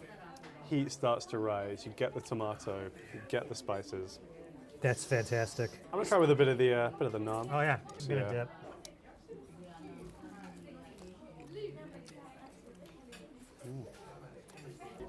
Oh, naan's really good too. It's that thin style of naan again, which Yeah. I think is actually maybe a bit more authentic than the kind of thick, fluffy ones. Oh, is that right? Yeah. I adore that. That was very good. Okay, pakoras? I've had Yeah, so these are pakoras. No, I've had pakoras before. You have? Oh yeah. I haven't seen pakoras shaped like this. They're usually more No. of like a lump. Yeah, I'm used to these more in like bhaji type of form. But I like this. I feel like you get a lot more exposure to the oil and therefore they'll like get crispier. This might be the best pakora I've ever had. And I love my pakoras. There we go. Okay. Wow.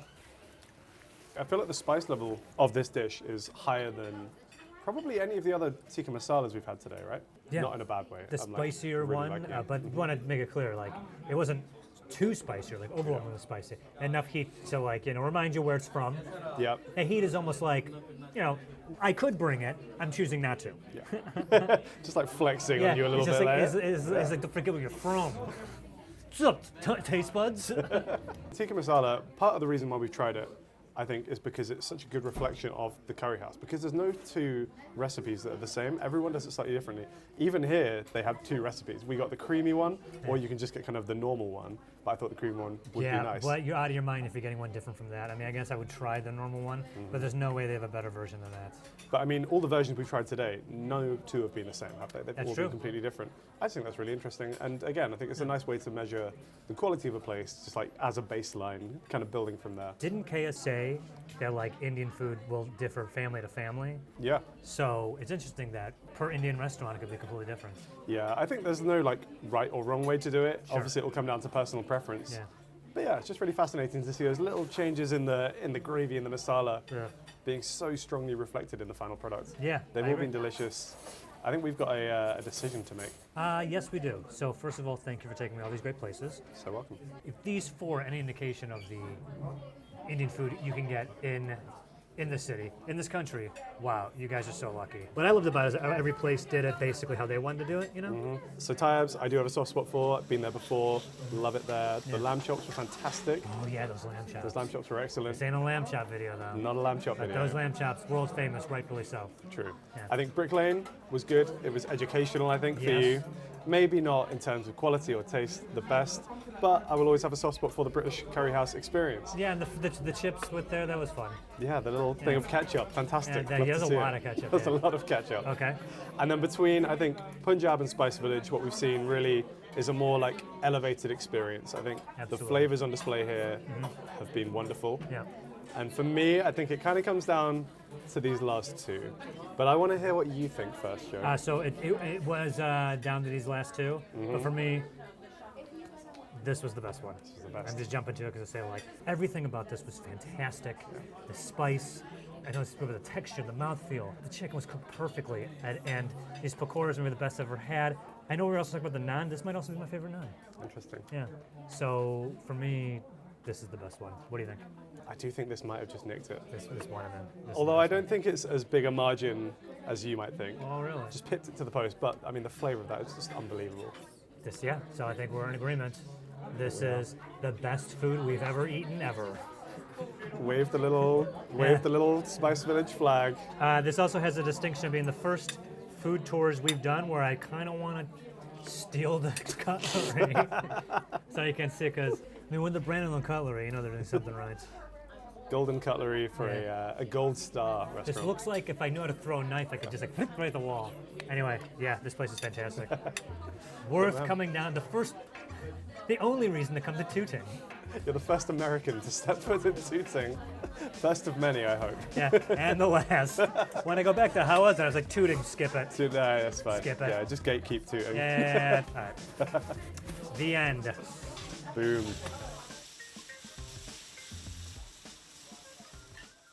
I don't want to bury the lead, but I am so excited for this episode. You said you've never had a proper Sunday roast before, right? No, I have not, and I am very excited. You should be, because they are delicious. Yeah. I think like some people give them a bad rap, but honestly, they've come a long way since we were doing these in like the 1500s. You know, we've evolved a lot. They Yeah, I are would hope so. So delicious. And let me ask you a question. You ever got English breakfast in the morning and then Sunday roast at night? I think I've definitely done that, yeah. If Oh you want like the my most God. traditional British day of all time, that's the way to do it.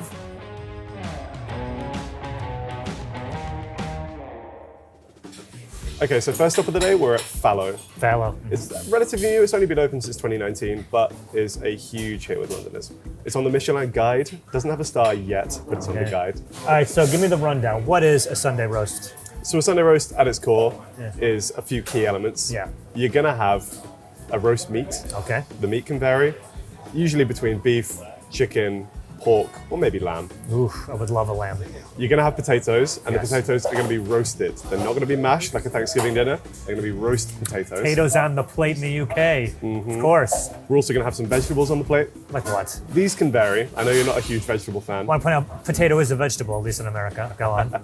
Some common themes, things like carrots, Yeah, right. things like parsnips, Okay. maybe some cabbage on there as well. Yeah. Cabbage is quite traditional. All right. Cabbage smells weird. So. It tastes good though. All right. Honestly, that's kind of it. Usually a gravy. I'm going to be wanting a gravy with mine. Mm-hmm. And hopefully a Yorkshire pudding. I don't know if you've had many Yorkshire puddings before. I have, and it throws an American off. Yes. Because our pudding is the sweet, usually custardy, butterscotch or vanilla or chocolate that you get with your desserts. It's just sweet. There will be no custard on these plates. Uh-huh. So a Yorkshire pudding is basically a batter that's made of flour, eggs, and milk. Yeah. You then put that into hot oil, Okay. put it in an oven, Yeah. and the steam causes it to rise and Okay. inflate. Okay. And you end up with this What? nice, crispy, fluffy, slightly chewy little cup, basically, Right. that you can kind of like hold your gravy in, Yeah, okay. slice up, eat with all your meats. So there's a couple of things that I think we should order here. I think to give you the best idea of like what a standard roast is in the UK, we should order beef at every spot. Their big focus here is on like sustainability. They're a big fan of like nose to tail cooking. Yeah. So they'll get these like a full animal in basically and figure out a way to use every part of it. Okay. Cool. So we'll get their beef roast here. It's dairy cow rump. Even that is kind of like an emphasis on sustainability because Why? it's a dairy cow, usually separate to cows that are farmed for their meat. And then there's also one special thing that I think they have on the menu that I want to get for you, but it's not actually on the written menu. It's a bit of a secret menu item. Yeah, what is it? Speaking of using the entire animal, Yeah. they will cook up a pig's head for you, Okay. and we can eat that. I think they kind of fry it, so you almost get that like chicharron, like crispy skin effect, Okay. and it's very delicious. So I think we should We're try getting, one we're of getting a whole head? those. I think so, or most of a head. Oh, look at some pig's face while I'm eating. Come on, man. Hey, that's a bit rude to me. Come on now. If you want, I can just go. It's Yeah. fine. Turn around. Hey guys, happy Sunday. Hey, happy Sunday. How are we? Fantastic. How are Very you? well. Yo. Fantastic. Yeah. So this is Beautiful. our traditional Sunday roast. So this is our less There traditional we go. Sunday roast. We serve that with a bacon butter sauce. What sauce is this? This is a bacon butter sauce. So all the trimmings from our Yes. smoked bacon supplier. Enjoy. Amazing. Thank you very so much. much. Looks Cheers. fantastic. This is I gotta amazing. start eating now. So Yeah, can we? okay, but cool. I will just make a little bit of a plate. Make yourself a plate. I'm gonna go here. What is this right here? I'll just grab a whole one. So that's a roast potato. Oh, nice. Man, I'm excited about And this. chips. We have parsnips, Oh, not parsnips. chips. I called them chips. Do you want to like So rip this that is in half? Yorkshire pudding, which I can split for you. Also, take a bit of the pork crackling. Thank you. You'd know it as chicharron. Greens. What's this right here? That's a tall Yorkie. That's going to be red cabbage. We also have some greens cooked down with confit garlic, he said. Oh yeah. I mean, the theme that you might be getting here is like slightly gourmet. yeah. This is, I would say, the fanciest place that we're going to hit today. Because all This the is the foods- gravy they put on it, That's the gravy for the meat. and I put on everything. Go for it. I actively encourage gravy going on the whole plate. Oh, look how crispy that is, man. Found it. Now, is this one of those things where you got to put everything in a bite, or you eat it separately? Personally, I'm a big fan of like combining all the aspects of my plate in one.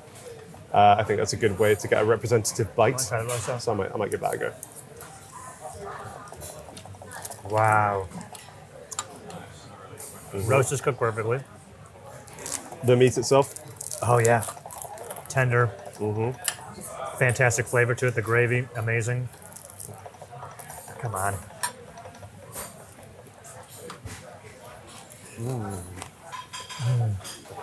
This potato is perfect. yeah. Can I call your attention to how crispy the outside of that roast potato is? I can't believe how crispy it is. It's so fantastic. But look at the inside, dude. It's so soft. Fluffy. Yeah. Wow. That, in my eyes, might be like an almost perfect roast potato. I agree. Gravy and Yorkshire puddings is a match made in heaven. This is perfect for getting up all the the gravy. Are you a Yorkshire pudding convert? I had one before, yeah, but not like this. This is fantastic. I think when I've cooked roast in the past, the real skill I think comes in with the sort of timings of things often. Sure. Especially when you're cooking at home, because you don't have that much oven space. And you're Yeah. like, okay, well, I need the meat to be ready and rested at this time. I need the Yorkshires to go in the oven right at the end. I need the roast potatoes to be nice and crispy at this temperature. Yeah. So it's really hard. But what they do here is they really do seem to dedicate time to each individual ingredient. Sure. They've got a guy downstairs whose entire job is cooking roast potatoes and Yorkshire puddings. Dude, that seems like a pretty nice job. Pretty cool job. Yeah. But so they're churning these out fresh throughout the day. So I think the fact that they've kind of gone that extra mile to ensure quality roasts Yeah. is really impressive, yeah. and it really pays off. Yeah. Can't believe we got 4 more of these, man. I want to eat all this so bad. I'm killing this I'm thing. so impressed with how great this is. This Crack wasn't a into crack surprise. into the pig. Oh my goodness. So he said this was like confit and then deep fried. Wow. That looks insane. Oh my Oh god. goodness. I don't know the best angle of attack for this, to be honest. Just go turn it and get it over Yeah, here. grab your corner. I don't think I've ever seen a Dude. pig head like this. Have you had like a hog roast before? 'Cause it's kind of like the vibe I'm getting from this is like really like fancy hog I roast. have, but I don't think I've had a head that's been confit. They're like fat content on here, my gosh. Pork crackling is like one of my favorite foods. We need to get you some pork scratchings at some point. That's absolutely incredible. Wow. Like this could have been the center of the roast. How many people do you think could eat this? At least 3. I mean, having just taken a bite, Yeah. I could do that all on my own. No, you absolutely could not. Stop it. That literally melts in your mouth. In the skin. The skin. This is phenomenal. Wow. Holy. I've never had pork like this before. No, me neither.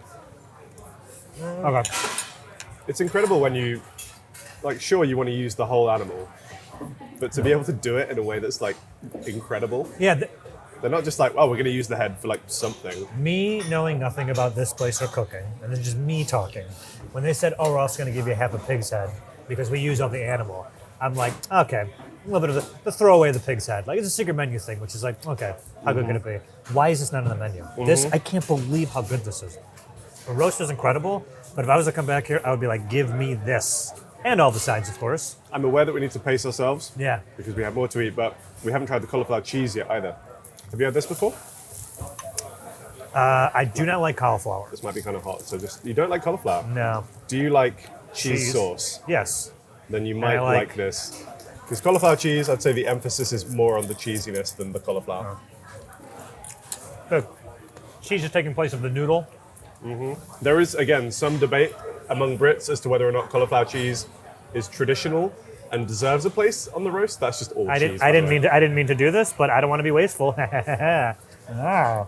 Personally, I'm on the side of you should have cauliflower cheese with roast dinners because Yeah. it's really tasty and delicious. This is so fantastic. I'm going to need an IV drip of Lipitor. My cholesterol is going to hit triple digits today. Oh my goodness. Were your roast dinners going up this good? Your Nana's going to see this. My roast dinners growing up were not this gourmet, I would say. This is very much like, if we were to kind of categorize the roasts that we're having today, Sure. this is the one where like you've moved to the city, you want to invite your parents into town and be like, this is what it's like in London. Look how well I'm doing. Yeah. Take them to Fallow. And they even will though I'm be doing blown well, away. Mom and Dad, you're visiting, so you're paying. You're still paying for this, but look how well I'm doing. As far as price point's concerned, like where does this rest with the cost of a Sunday roast? We're normally? definitely on the fancier end of the scale here. This place is really nice. It's a nice place. Really I will say, nice, like, yeah. it's not like a snooty vibe. by No. any means. No. But I think for this plate, Yeah. you're looking at £32 for the beef roast, which I would say is, definitely on the higher end. But I've had a lot of roasts in London. I've had a lot of pub roasts. I've had a lot of restaurant roasts. I do feel like this sits very well on the sort of like value for money scale. Yeah, I mean, this is so great. I'm looking at that pig's head I and I just know. want to keep eating it. I'm like, I'm weighing. You know, when you go drinking, you're like, how much can I drink before I get too much and then get sick? This is not for food. It's like, how much of this can I eat versus how horrible I'll feel later from overeating. That's gonna come home with me. Wow. All right. Well, Oh, not sauce. I'd love to stay here all day and chew the fat. Quite literally. Yeah. I'd love to sit here all day and chew the confit half pig's head, as the idiom goes. Of course, yeah, the old saying. But But we have more roast to eat. There's a few other places that I think will show off, I guess, other areas of like roast culture. Yeah. So I think we should probably pay up and hit the road. all right, let's do it. All right, man. Here we are, man. Now we're here. What are we doing here? Where are we? This is the Old Queen's Head in Angel. Yeah, It's okay. my neighborhood. Yeah. I like this pub. I'm here fairly often. Yeah. And they also happen to do a really good Sunday roast. Okay. What makes this Sunday roast so special? So I think compared to maybe like the restaurant style, fancy style Sunday roast that we've had, this is a very classic like pub roast. Both in terms of the environment, the food itself, the price point, Yeah. and just kind of the vibe. All right, we having some brewskis with this one? I mean, I certainly am. Yeah, definitely. I think to complete the full pub roast experience, you need usually some hair of the dog. Okay, Yeah. hair of the dog. Hair of the dog. Speaking of, Hey, nice. thank you. I can't believe you got a Guinness. We're eating 4 roasts today, and you like the thickest beer. Obviously, when you have a pub roast, oftentimes you are like a little bit hungover, which is again why I think personally a pint of Guinness accompanies it very well. I feel like that's just like, oh god, we're getting drunk on gravy. I mean, if they invented alcoholic gravy, then that's what I would order, but still. I did notice, just from seeing other people's Yorkshires coming out, Yeah. big Yorkshire puddings here. What big, I didn't wide saw or those. big, tall? Kind of both, like a bit of a bowl-shaped Yorkshire Okay. pudding. It's just a really fascinating intro. Yeah, They yeah. first appeared in like the 1700s in cookbooks. The cookbook was called The Whole Duty of Being a Woman, I'm sorry? which is a sort of housewives guide. Yeah, to, I guess I picked up on that. You got that. Hey. Just in time. Yeah, we'll probably just share. Yeah, I'll we'll take the share chicken. both. Thank you. Yeah.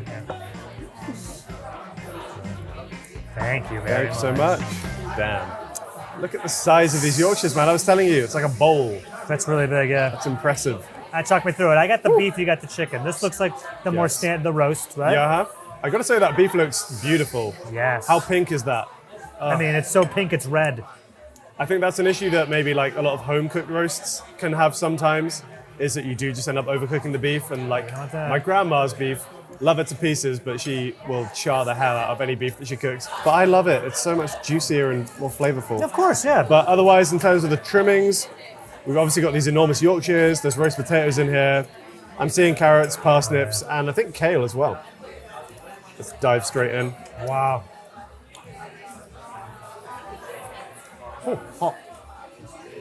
That is a very juicy piece of meat. It's fantastic. This, I love this. Wow.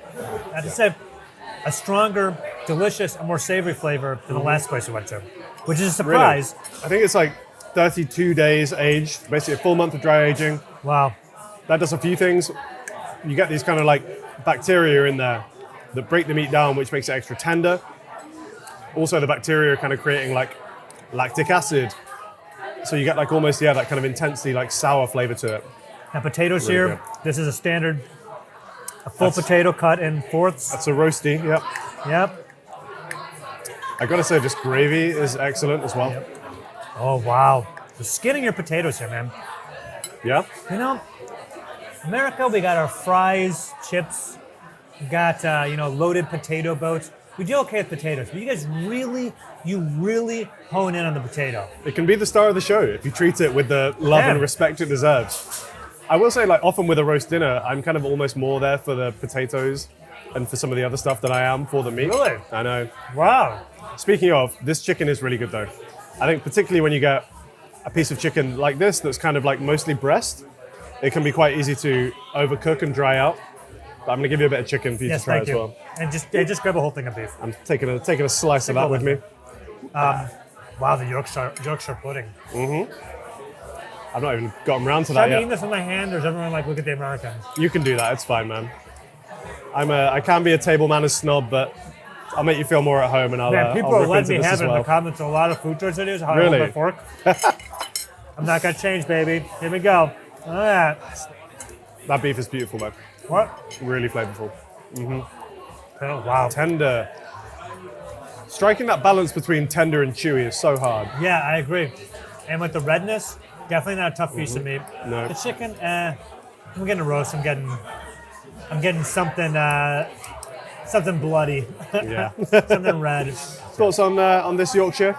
I love it. I think I like the last places better, but Sure. I'm really enjoying this like fluffy pastry that a bread that you can use to sop up all the juices. Yeah. Because it has a bit of a savoriness to it, but not too much.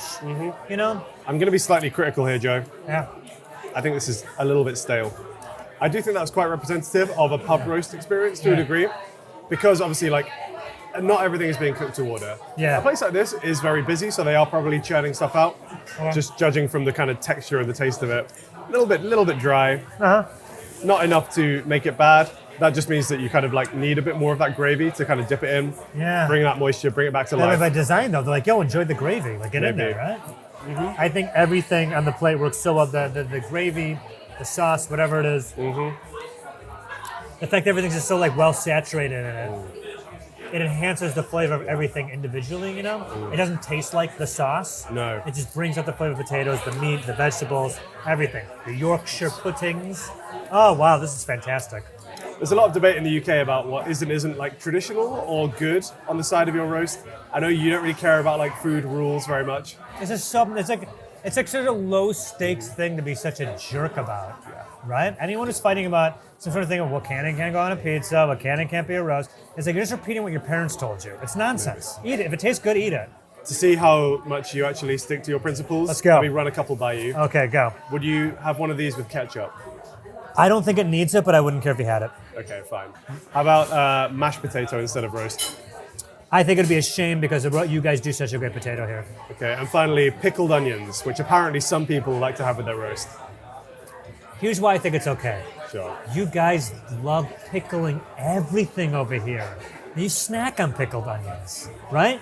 We You're, do. you're a big pickling country, so I wouldn't do it, but I'm not surprised. I really thought I was going to get you with that because I know your thoughts on pickles, but hey. Yeah, no, you I like stuck to pickled your onions. I guns, don't like yeah. the pickled gherkins. Okay, Yeah. interesting. Interesting. I feel that would have ruined it because of the overwhelming vinegar acidity Yeah, and also of an overwhelming flavor of onions sure. would really clash with everything else on the plate. So I would suggest against it. That makes sense. Yeah. I mean, speaking of unconventional roasts, Yeah. the place that we're going to next is doing very much that. So do you want to go and check that out? Let's do it.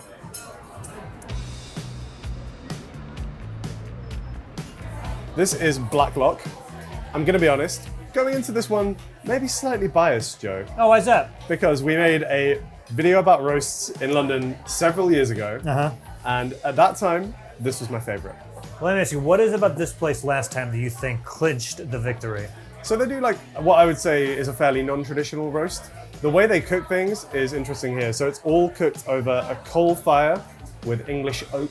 Oh, yeah, dude. So you're getting like a real like flame grilled charred effect on a lot of this meat. Oh, wow. That sounds really good. That's You here really for my it? alley. Oh, Nice. fantastic. Obviously, your average like home cooked roast is not going to have that, but it really adds such a lovely, smoky, rich flavor to the meat. Oh, okay. That sounds good. What about some of the sides? Do you think the potatoes or the puddings differently? I will have to wait and see. They do duck fat roast potatoes. I can't tell if that's excitement or fear. Oh, it's excitement. Ooh, that sounds really good. There's a few reasons why people will cook certain things like roast potatoes in animal fat. Generally, compared to things like maybe butter or like an olive oil, it will have a much higher smoke point, which means it can get to a much hotter temperature before it starts to burn. So it really lets you get a really lovely crispy exterior on those roast potatoes if you do it right. I'm starting to freak We'll be out. the judges. Remember, McDonald's fries originally were beef fat, beef tallow. Beef fat, and they So were beef- delicious. Yeah, beef fat for the fries or potatoes. Yeah. Yeah, baby. So these could be like the original McDonald's fries of roast potatoes. I'm sure that's the exact phrase that Black Lock is looking for. So I'm still having a great time. I'm just dragging a little bit. We've been to a few. Sure. It's getting a little tired. I think what would really be a good pick-me-up is some alcohol. Sure, we have some options here. Yeah. They do good cocktails. I have noticed the eye openers section, which sounds like it might be what we need. Again, you guys, you're just like, hey, everyone in the country's hungover. That's a selling point. This literally says, if you had a big Saturday, this will sort you out. So I could go for a breakfast martini. Does that sound good? Yeah, it sounds great. Cool, all right. So maybe a couple of those. Also, in terms of the meat options here, you can choose from either the beef, the lamb, or the pork, or they are famous for their all-in, which is a combination of all of them. They're designed for sharing between at least two people. Thankfully, we are two, so we can share it. Yep. But that way you get the beef, the lamb, and the pork, along with the sides. I feel like we got to try all the meats. Yeah, I think we do too. Let's go Arby's on this place.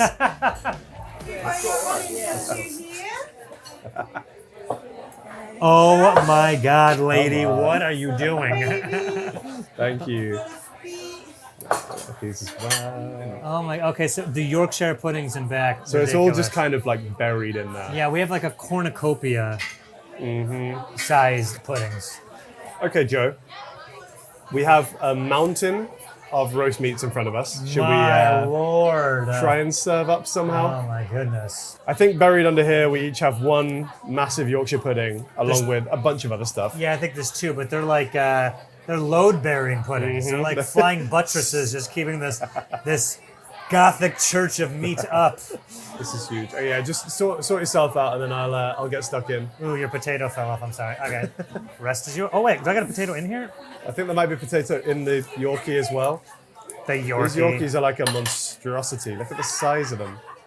Yeah, look at this. It's like a cup. They should have served my drink in this. Just, Yorkshire martini. There you go. I'm going for the grave. Do it, man. This is going to send us to our graves. Yeah, there so you go. that's First the gravy, and then the grave. 3 meats on one plate. How do you feel about that? I feel great about it. I don't know how my stomach's gonna feel about it. Some crackling as well. Yeah, I got some. Have some more. All right.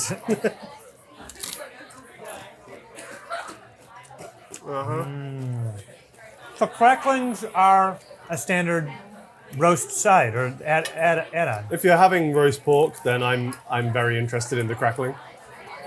So because there is pork on this plate, we therefore have crackling as well. Oh my goodness. Fantastic lamb. But I mean, we're doing the beef, so. Yeah, I mean, it all factors in.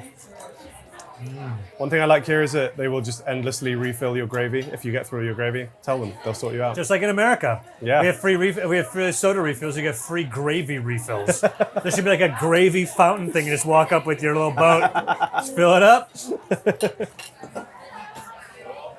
Oh. It's our first taste of lamb today. I love lamb. The lamb is very good. I love the lamb. I'm going to try the beef. Again, that's kind of our main basis for comparison. It's a thick slab of beef. Do you like that, or do you prefer like a thinner piece? For this, I want it thicker. Yeah? Yeah. Look at the color on that is so beautiful. Yeah. Again, dry aged for like, what, almost 2 months? All the meats on this are great. They're all great. I'm trying not to eat so fast because I got you this meat. I'm trying to crack into this enormous Yorkshire. This might be the tallest Yorkshire that we've had today. I usually would shy away against 3 different meats on the plate. I feel they'd be kind of like struggling for meat supremacy. But all 3 of these are perfect. Yeah, the beef, wow. I'm also very impressed with the pork. I think particularly with pork in the UK, it will often be very overcooked, quite grey and like dry in the middle, not what you want. Whereas this has been cooked just right. Basically, It's a fatty piece of meat. Yeah.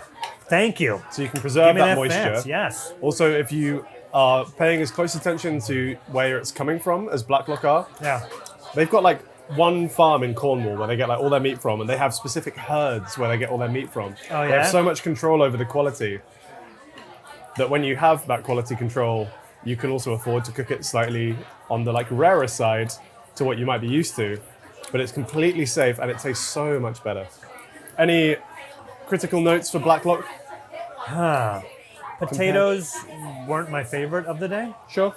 They did a good job. I think because you hyped me up with them adding a little bit of the animal fat The on duck there. fat, yeah. Thought I was going to lose my mind on the potatoes. They're pretty good. Hang on. I also need to give it a second try. The skin isn't as like flavorful as I was expecting. Considering everything else on the plate, still hold their own. I'd agree. I think maybe that's let it down ever so slightly. I tell you what, this might be my favorite Yorkshire that we've had today. Really? Yeah. I think texturally, this is like exactly what I want from a Yorkshire pudding. Because it is crispy on the outside, but that's not the only texture that's in there. Like, particularly once you get to the kind of lower part of it and the inside, it's still quite soft. Got like a little bit of a chew to it. Yeah. I love that texture, man. It's just the perfect vessel for like gravy and meat. I suddenly hit a meat and potato wall. It happens. It happens to the best of us. I have a question. You can only get this meat on Sunday, like any other day of the week, just the dried stuff is locked away? So barring a few specific places, most places in London and I think up and down the UK will only do a roast on a Sunday. Yeah. We're shooting this on a Sunday. These are all Sunday menus, Sunday specific menus. This really isn't something that you can just walk into a random place and order on a day that isn't a Sunday. All right. I think I got one more roast in me. Okay. Me too. Let's go. Let's go.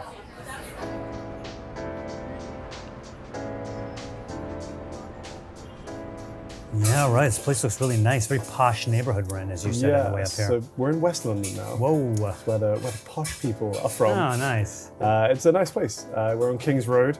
Brought you here basically because A, it's a slightly different vibe to the ones that we've had before. It's a nice, relaxed, like almost more of a cafe vibe in here rather than like a restaurant. Yeah. But that said, they do a spectacular roast. It's another place with a big emphasis on like sustainability and quality. And there's also some other really fun bits on the menu as well that we should try. One of these starters, have you seen the Marmite eclair, for example? I haven't. Marmite. I love Marmite. I'm intrigued to see how they put it in an eclair, but I feel like I have to order one of those now. Do you think it's like completely frosted with Marmite? I guess we'll have to wait and see how it comes out. Yeah, we'll have to wait, won't we? Think you're gonna be doing. I'll taste it, but I don't. Maybe I'll hack that. That's fine. You've got to save some room because we do have one more roast to eat. I will say, do you get a lot of questions about whether or not we actually shoot these in one day or not? No, mostly people ask me, what do they ask? If we eat all of it. Sure. Just to clarify, yes, we don't normally look this kind of like flushed and sweaty after just eating like one roast. Or at least I don't think I do. Yeah, oof. Well, I am still enthusiastic I am. about how delicious this is. It's supposed to be one of the best in the city. Yes. Place is really nice. I dig the vibe. I know we've eaten a lot of roast today, but I think we should probably do the beef, obviously, to compare, and also the pork, because the pork's meant to be really good here. Guys, here we have pork shoulder. Beautiful. I'll take the pork. Thank you. So roast potatoes, seasonable vegetables, sauteed cabbage, Oh, and gravy made fantastic. from dill sprinkles. Yeah. Enjoy. Beautiful. Fantastic Thank you. looking Yorkshire puddings. That Yorkshire is insane. Look at the size of it. I'm looking at this. The beef looks perfect on my Yeah. end. So I've got the pork. I'm curious about these potatoes. I'm very excited by this crackling. That And is bit- like perfect pork crackling. Oh, I don't think I got some crackle. I don't know if you got any, but I can pass you some of mine. Yeah. Give me a crackle. It's got a little bit of gravy on it. Oh yeah. Look at that. Good. The crisp on that. With the little the glistening fat underneath and the crackle. That might be best crackling. That might have won the best crackling of the day award. That's hands down the best crackling we've had. Yeah. Okay. But we're not just here for the crackling. This is the thicker gravy I was talking about, the American gravy that we're used to. This looks really good. Yeah, it's viscous. I have to comment on this Yorkshire. That is insane. You can see they've kind of have started cooking it in the kind of muffin pan that we would normally use for Yorkshires, but then it just kind of gets to a certain level, loses the guidelines, and just goes. Poof. You look like you've enjoyed your first mouthful there, Joe. Yeah, that Talk us through. they've flavored this meat perfectly.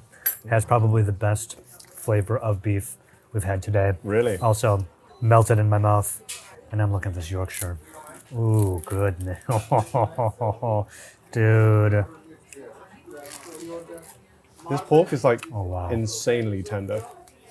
It's like I was talking earlier about how I think in the UK we have a habit of overcooking pork, Yeah, but this just comes apart in your mouth. yeah. Nothing overcooked on this. It's like I part, can for barely sure. even get a forkful because it's just falling off the fork. So tender. Okay. Would you mind carving me a small bit of your beef, please? That is, I think, our baseline for comparison. So I've got to get on. I give you more than a carve, man. You know, peace. Who's the Yeah, carver man, beef? I'm trusting these potatoes now. Who's carved up? Potatoes again, really crispy on the outside, but just pillowy to cut through. Try some of this beef. This gravy's incredible too. Wow, man, this is really fantastic. I don't know. I get what you mean about the beef. It's almost like a grilled steak type of taste to that, right? Yeah. Ooh, the potatoes. Yeah, well seasoned. Maybe not quite as crunchy on the outside as I like from my dream roasty. I mean, let me try More of a this sort roast. of slightly chewier texture on the outside. I gotta say, buddy, this is really good. This is really good. Take a piece of pork, little meat swap. Oh, meat swap! Don't say that. I've got to try this Yorkie. I don't know how I'm going to even get into this thing. It's huge. I might just have to take a note out of your book and just tear. Rip and dip. The texture on that excites me, I have to say. Oh wow. I'm going to try that with just no gravy, just straight up Yorkie. Yeah, you weren't kidding. This is really tender pork. That's a serious This Yorkshire. pork is not as tender as the confit pork we started the day with, but it's pretty close. Every other pork we've had has been cut and prepared similar to the same texture as the beef that we've had everywhere. With this pork and the pork at the first one, Yeah. how they make it so it just melts in your mouth, I have no idea. Yeah. Oh, I think brother. With the pork head, that almost is like cheating because of the fat content in there. Yeah, But this is it is cheating. But this is lean pork, but it still has that butter soft texture. All right. Here we have Oh, look at mushroom that. marmite eclairs and complete cornichon. So Joe, these are the famous mushroom marmite eclairs. They look pretty cute. Looks very non-threatening. I'm so full. I'm so full. Me too. But this is fantastic. What's going on here? So we have a little egg confit. Not our first confit of the day. Oh, going in for it. I'm gonna do the whole thing. A new experience. And it certainly is a marmite. I didn't know it was going to be cold in the middle. By Claire. Oh, wow. I don't know if I've ever put anything like that in my mouth before. Okay. Overall, I like that. It was just unfamiliar. Yeah, I should probably leaning the same way. No. I love mushrooms, I love Marmite, but there was, I think, a lot texturally going on there, Yeah. which maybe is not quite up my street, but flavor-wise, pretty good. I can't eat another bite. I'm dead. I'm just gonna. Whew. Good night. Joe's gone. Good night, ma'am. I think it might be about time to have a little recap of our day Yeah. and then pick our favorite. It's gonna be really hard. It's going to be hard. Okay. So I think from my perspective, it's helpful for me to like break the roast down into like individual components Yeah. and maybe say like, okay, well these guys did that the best and these guys did that the best, and then factor that into the final decision. So I think if we're looking at the meats, Yeah. I think actually it's probably between Old Queen's Head and here for me in terms of the quality of the beef, Okay. that like dry aged flavor, the tenderness, all Okay. there. The beef, along with this gravy they have here, just the flavor's just wow. Okay. Roast potatoes, for me, fallow is clear. I think they're kind of like a league of their own. Yeah, The fact that they've just got them churning out all throughout the day, so you know you're going to get them fresh. They're still going to be crispy. They're not leathery or tough at all on the outside. Yeah. Still fluffy on the inside. Yeah. They're winning. It's definitely set a standard. Really nice restaurant also. I know it was a bit of a higher price point, but I think that for what we got there was definitely worth what they were charging. Best Yorkshire of the day, I actually think might have been rabbit. right here. Absolutely. Are you kidding me? These Yorkshires are incredible. Heard the guy Fresh. call down to the kitchen to bring the two best looking ones. Absolutely delivered. Yeah. These look fantastic. It And paid they off. tasted very well. They did. And then other stuff on the plate as well. Obviously, like the gravy, I think pretty similar across the board, to be honest. Like everywhere had a pretty good gravy. Vegetables did vary in quality. I think also one thing that really stood out was the parsnips at fallow. Yeah. I think one thing that I really love about roast is that unexpected elements of the dish can really stand out, but just their like caramelization that they got on those, that natural sweetness, I thought was amazing. I think otherwise, broadly speaking, the veg and like the carrots and the parsnips were the same, but that really did like kind of set them apart for me. Well, I've been thinking a lot about it. Yes. And by a lot, I mean the past 45 seconds. And I have to say, I'm only thinking of it like overall. And I'm gonna say I think rabbit was my favorite. Really? Yeah, this is fantastic. The only note I would have would be on the potatoes. Other than that, both meats were incredible. This Yorkshire pudding's incredible, and I really the gravy that they have here. Yeah. That season's so fantastic. So this is my favorite. I'm a little surprised. Why? I don't know. It wasn't my favorite. It was very good. Okay, fine. Not my favorite. What's your favorite? I don't think there was much between any of the four we tried today. It really came down to a narrow choice between two for me. My favorite was fallow. Wow. I think it was on the slightly more expensive side, although honestly, looking at the price point of maybe the rabbit roast or the blacklock roast, we actually weren't paying that much more. And I just think really the care and attention to detail that fallow were paying to their food really shone through. I think each individual component, the level was just super high. But I also want to give a shout out to the Old Queen's Head, because I do think in terms of like a pub roast, they're doing a great job. And that was almost like half the price of some of the ones that we've had today. And I don't think it felt like it was half the price in terms of the quality. Okay. Would you recommend an American to try a Sunday roast while they're in town? Yeah, definitely. Yeah. I give them a heads up, like you will be so exhausted. Don't eat 4 in one day. Yeah.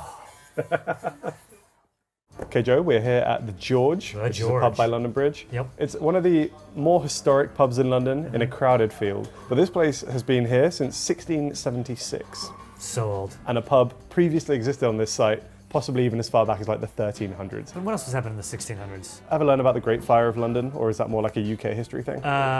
Sounds familiar? Yeah, in 1666, London burned to sticks was the rhyme that I was always taught. Enormous fire in 1666. Oh, Jesus. But thankfully, they rebuilt, and this came out of the ashes. I'm into it. I like old stuff. Yeah, I think it's actually like the layout is kind of true to how it would have been back in the day. Okay. Because it's like a galleried inn. So what the idea was, basically you would like roll in here with your horse and cart and stop off for a pint and some food. So all the kind of like courtyard space outside initially would have just been full of, horse and carts. Yeah, there's plenty of horse parking still, which is nice. Do you think no, there could have been like horse valets back then, right? I think I'd be totally confused on which horse is mine. Just chuck your keys in. Time to go, and they walk out, especially hammered, being like, grab your horse, like. So what do you recommend we get today? So they actually are a Green King pub, which is like a chain of pubs But they have a few unique things on the menu here. They do actually do their own beer specific to this location. Oh, nice. They have a George Ale and also a Golden George Ale. Let's do it. So maybe a couple of those. All right, I'm ready to go, man. Let's do it. All right, cool.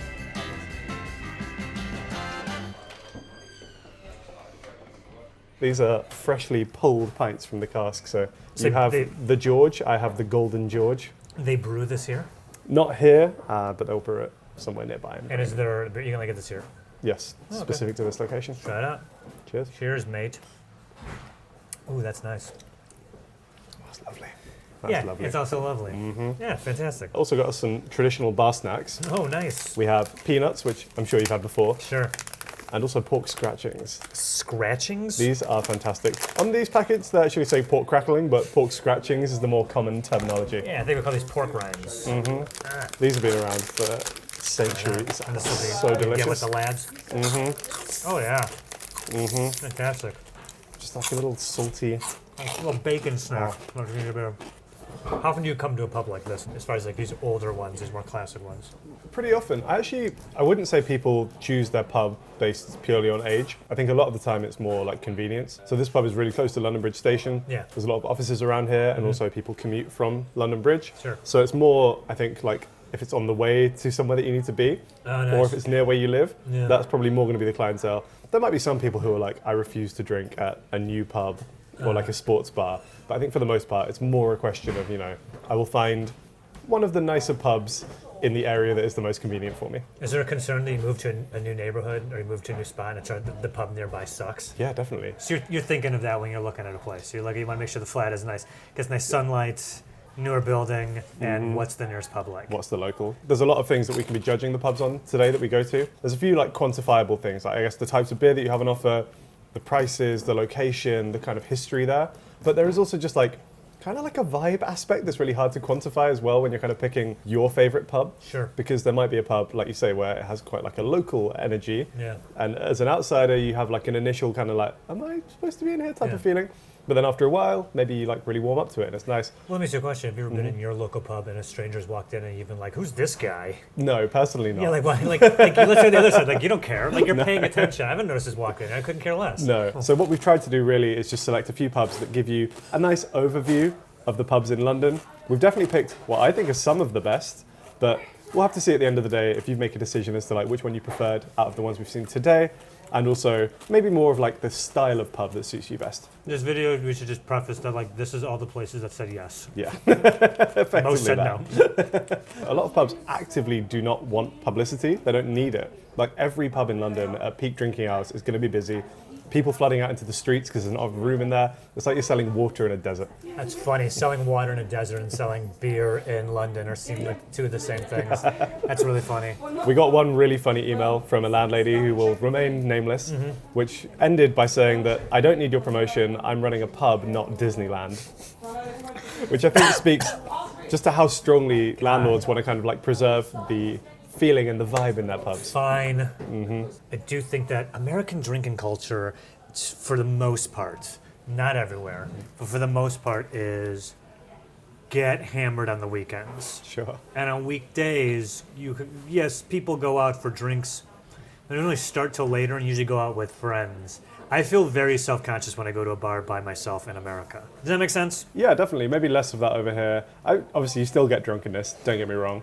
But I think maybe... I haven't seen rowdy lads yet. I will say Yeah. that you guys, though, you smoke a lot out here. Sure. You smoke a lot. So I do see in front of the pubs a bunch of dudes just housing cigarettes and talking super loud about God knows what.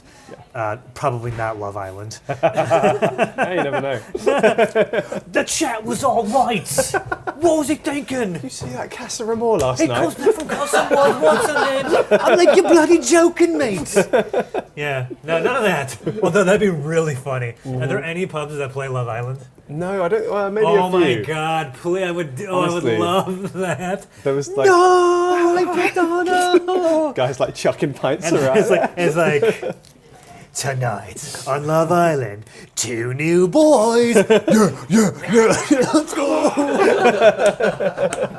That's so funny. That's really good. Yeah, that's a good one. Yeah, I would definitely be down to go to a Love Island pub. Yeah. But it can't be like people who are like It's got to be blokes. It's gonna be rowdy. Going hard. Yeah. And if not, we should try and put that together.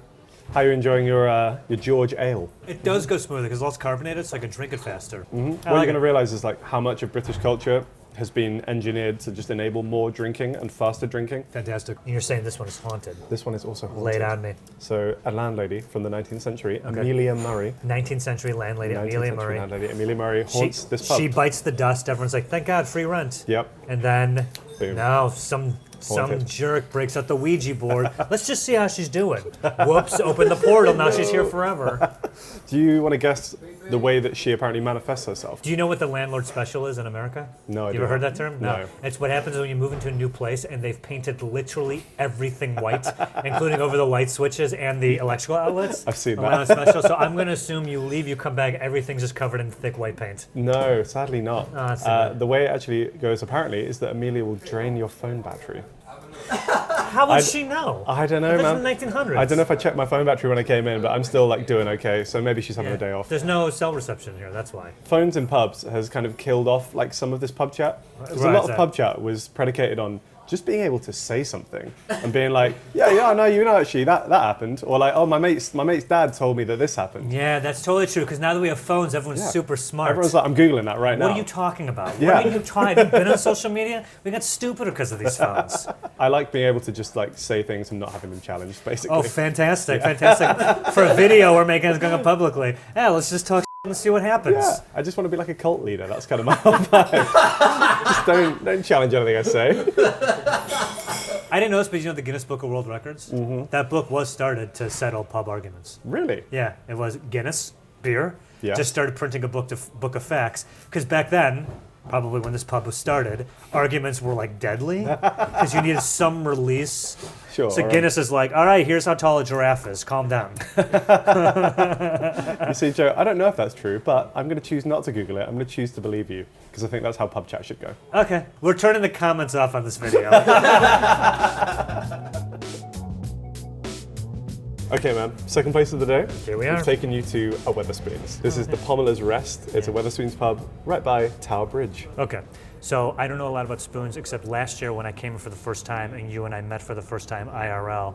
We met up at a Spoons, and when I shared that on social media, my comment section exploded because people couldn't believe that you took me to a Spoons. So Spoons seems to have some sort of infamous reputation. They have food here too, right? They do have food. They have a lot of food. I'm starving. A surprisingly enormous menu. Have you seen the size of this thing? Get the hell out of here. That's all here? They offer all of these things at Spoons. So this place is like a Denny's with a bar. Right? I've never been to a Denny's in America, so I can't comment. It's But pretty close. And that's Yeah. not a diss. I mean, and I gotta say, I don't know how the food is here. I've never eaten one, but this stuff is priced to move. I think value is like crucial to the Spoons experience. There's a lot of things they do to like save certain costs and hopefully pass those savings on to consumers. You'll notice like they're not playing any music in here because they need a license to play the music, which they don't do. I always thought there's no music in pubs here because you guys just serious drinking. And the music might lead to some sort of joy, and that will get in the way of the It drinking. will distract from the drinking. So right, it's Yeah. just like no music, no TVs, carpets. So it's not that loud. Just everything about every pub I've been to in London is like sit and drink and be quiet Yes. until you get really drunk and then crack off with your mates.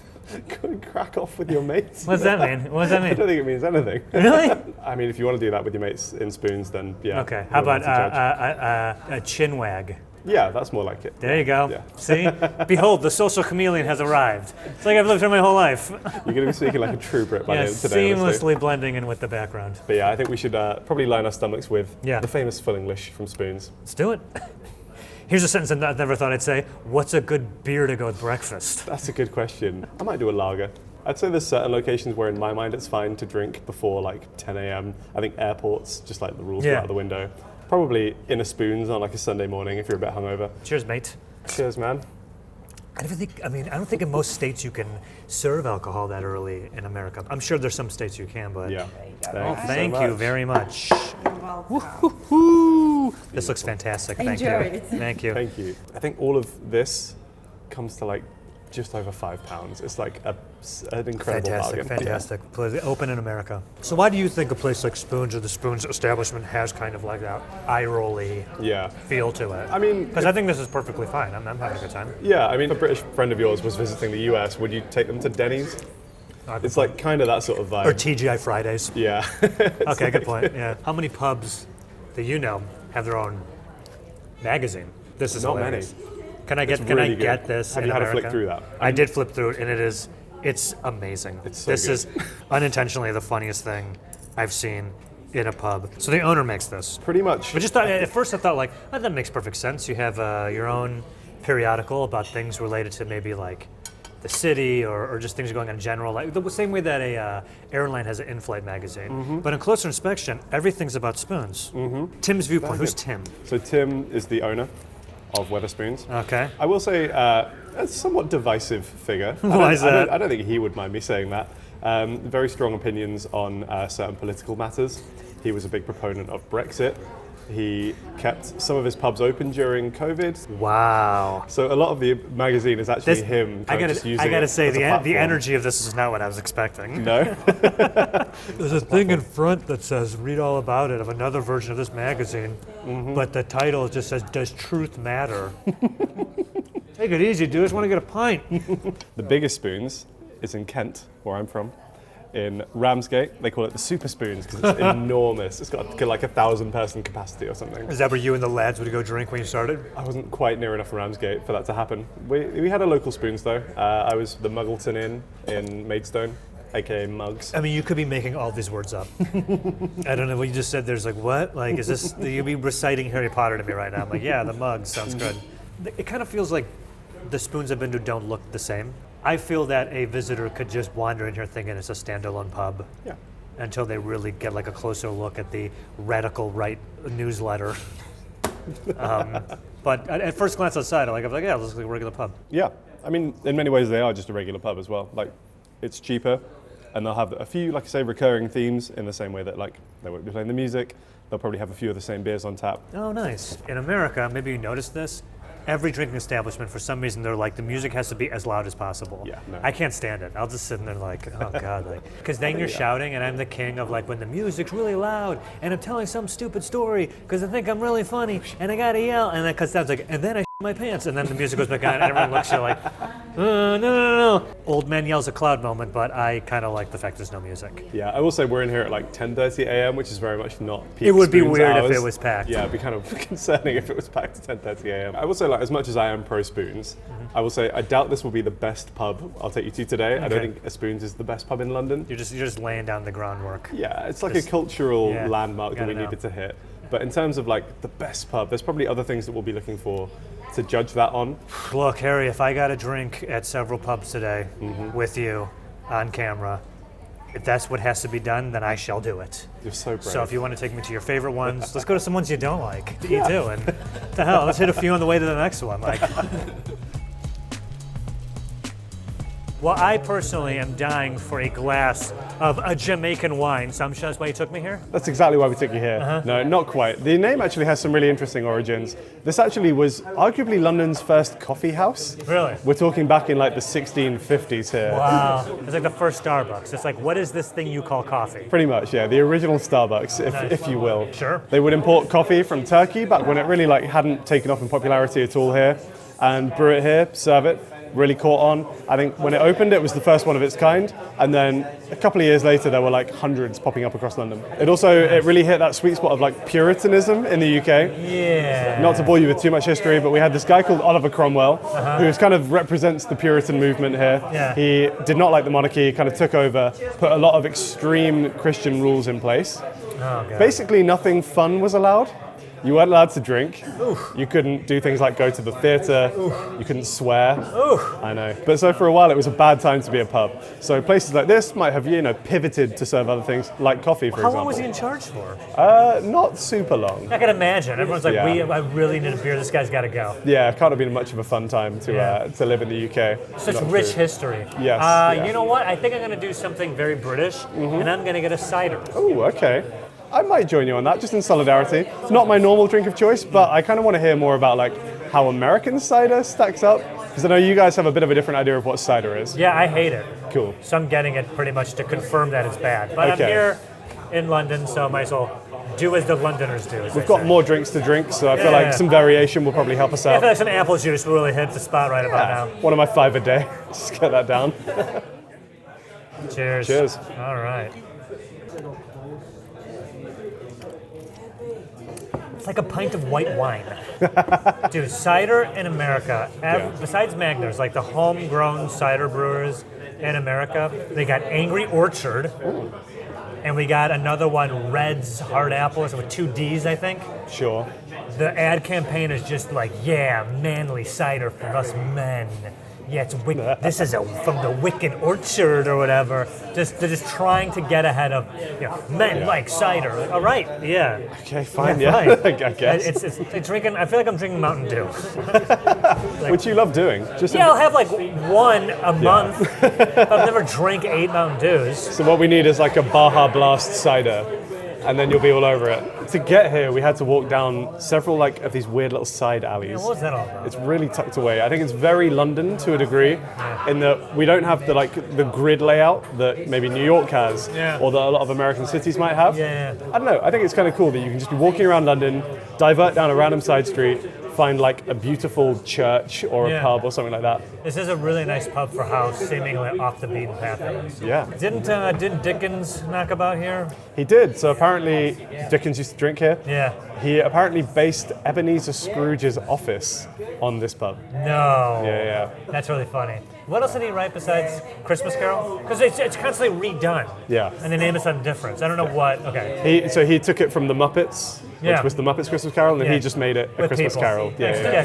Thanks to him for that. Yeah. I don't go to the bars regularly by myself. And the times I do, I feel very much like, I feel like I'm at a party where I don't know anyone. And I really don't like that feeling. Versus pubs, here, it feels a little more common to kind of just kick it on your own and have a drink and chill out. Yeah. You know? It's a real just catch-all, honestly. It's like, I'm bored, I'm hungry, I'm thirsty, I just want to go somewhere warm. You want to get out of the rain? Oh, there's a pub there. I'll just go and chill in there for a bit. Like apartments and living spaces here is a lot smaller too, right? Particularly in London. You're not expected to like be in all the time. No, probably more similar to New York in that regard, I guess. One of the things I love about pub culture, that again, yes, what I'm about to say exists in America, but it's more prevalent here, is that the person who kind of runs the pub or owns the pub or the person behind the bar is pretty much running the show. Yeah. I love when you go into a pub and you got an old lady, old guy back there who's just being like, fellas, yow, so just like hit the road. It's like, okay, all right, like it's almost like the mom or the dad of the place.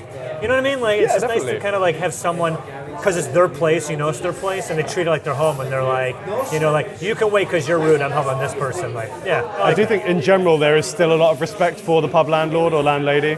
It's still like a very deferential area of British society, I think. Idiot sports bar in America. Some teenager behind the bar didn't know how to pour a pint properly, and it's like, oh, come on, bro. I noticed that they have these walls, these partitioned walls, but they kind of got a snake around. Is that just some sort of manufactured privacy? That this feels like this is this row and then this and then that's that row, but as opposed to having a big open space? I think so, yeah, very much. I think it's actually pretty smart. It doesn't feel echoey, it feels a little more, even with this wall right here, it feels a little cozier. Yeah, definitely. Yeah. And you have lots of little things where you can, lean or rest your drinks, that sort of thing. But not tables. Not Maybe tables. sitting there all night, No. nursing a drink. Yeah, they're still It's kind of finish a pint, hit the road. come on. Most Americans, I don't think, are aware of what a half pint is, or the culture or the stigma of a half pint in the UK. So we'll go to the next pub, we'll get full pints, but we want to get a half pint and talk about it, because I'm very fascinated. I mean, even your energy right now is like, you seem really annoyed. My guard is up right now. Yeah. And I just said half pint, so I want to get one, and I want you to explain to me and the audience what a half pint's all about. If it's just for science, we can order a half pint. That's fine. All right, should we hit the road? Yeah, let's go. Cool. Yeah, look at this, drinking in jail. Okay. Look at that, oh wow. This is fantastic. This is us right here? Yeah. The beer dungeon. Yeah, a little tight in here. No fire exits. Little All right. squeeze.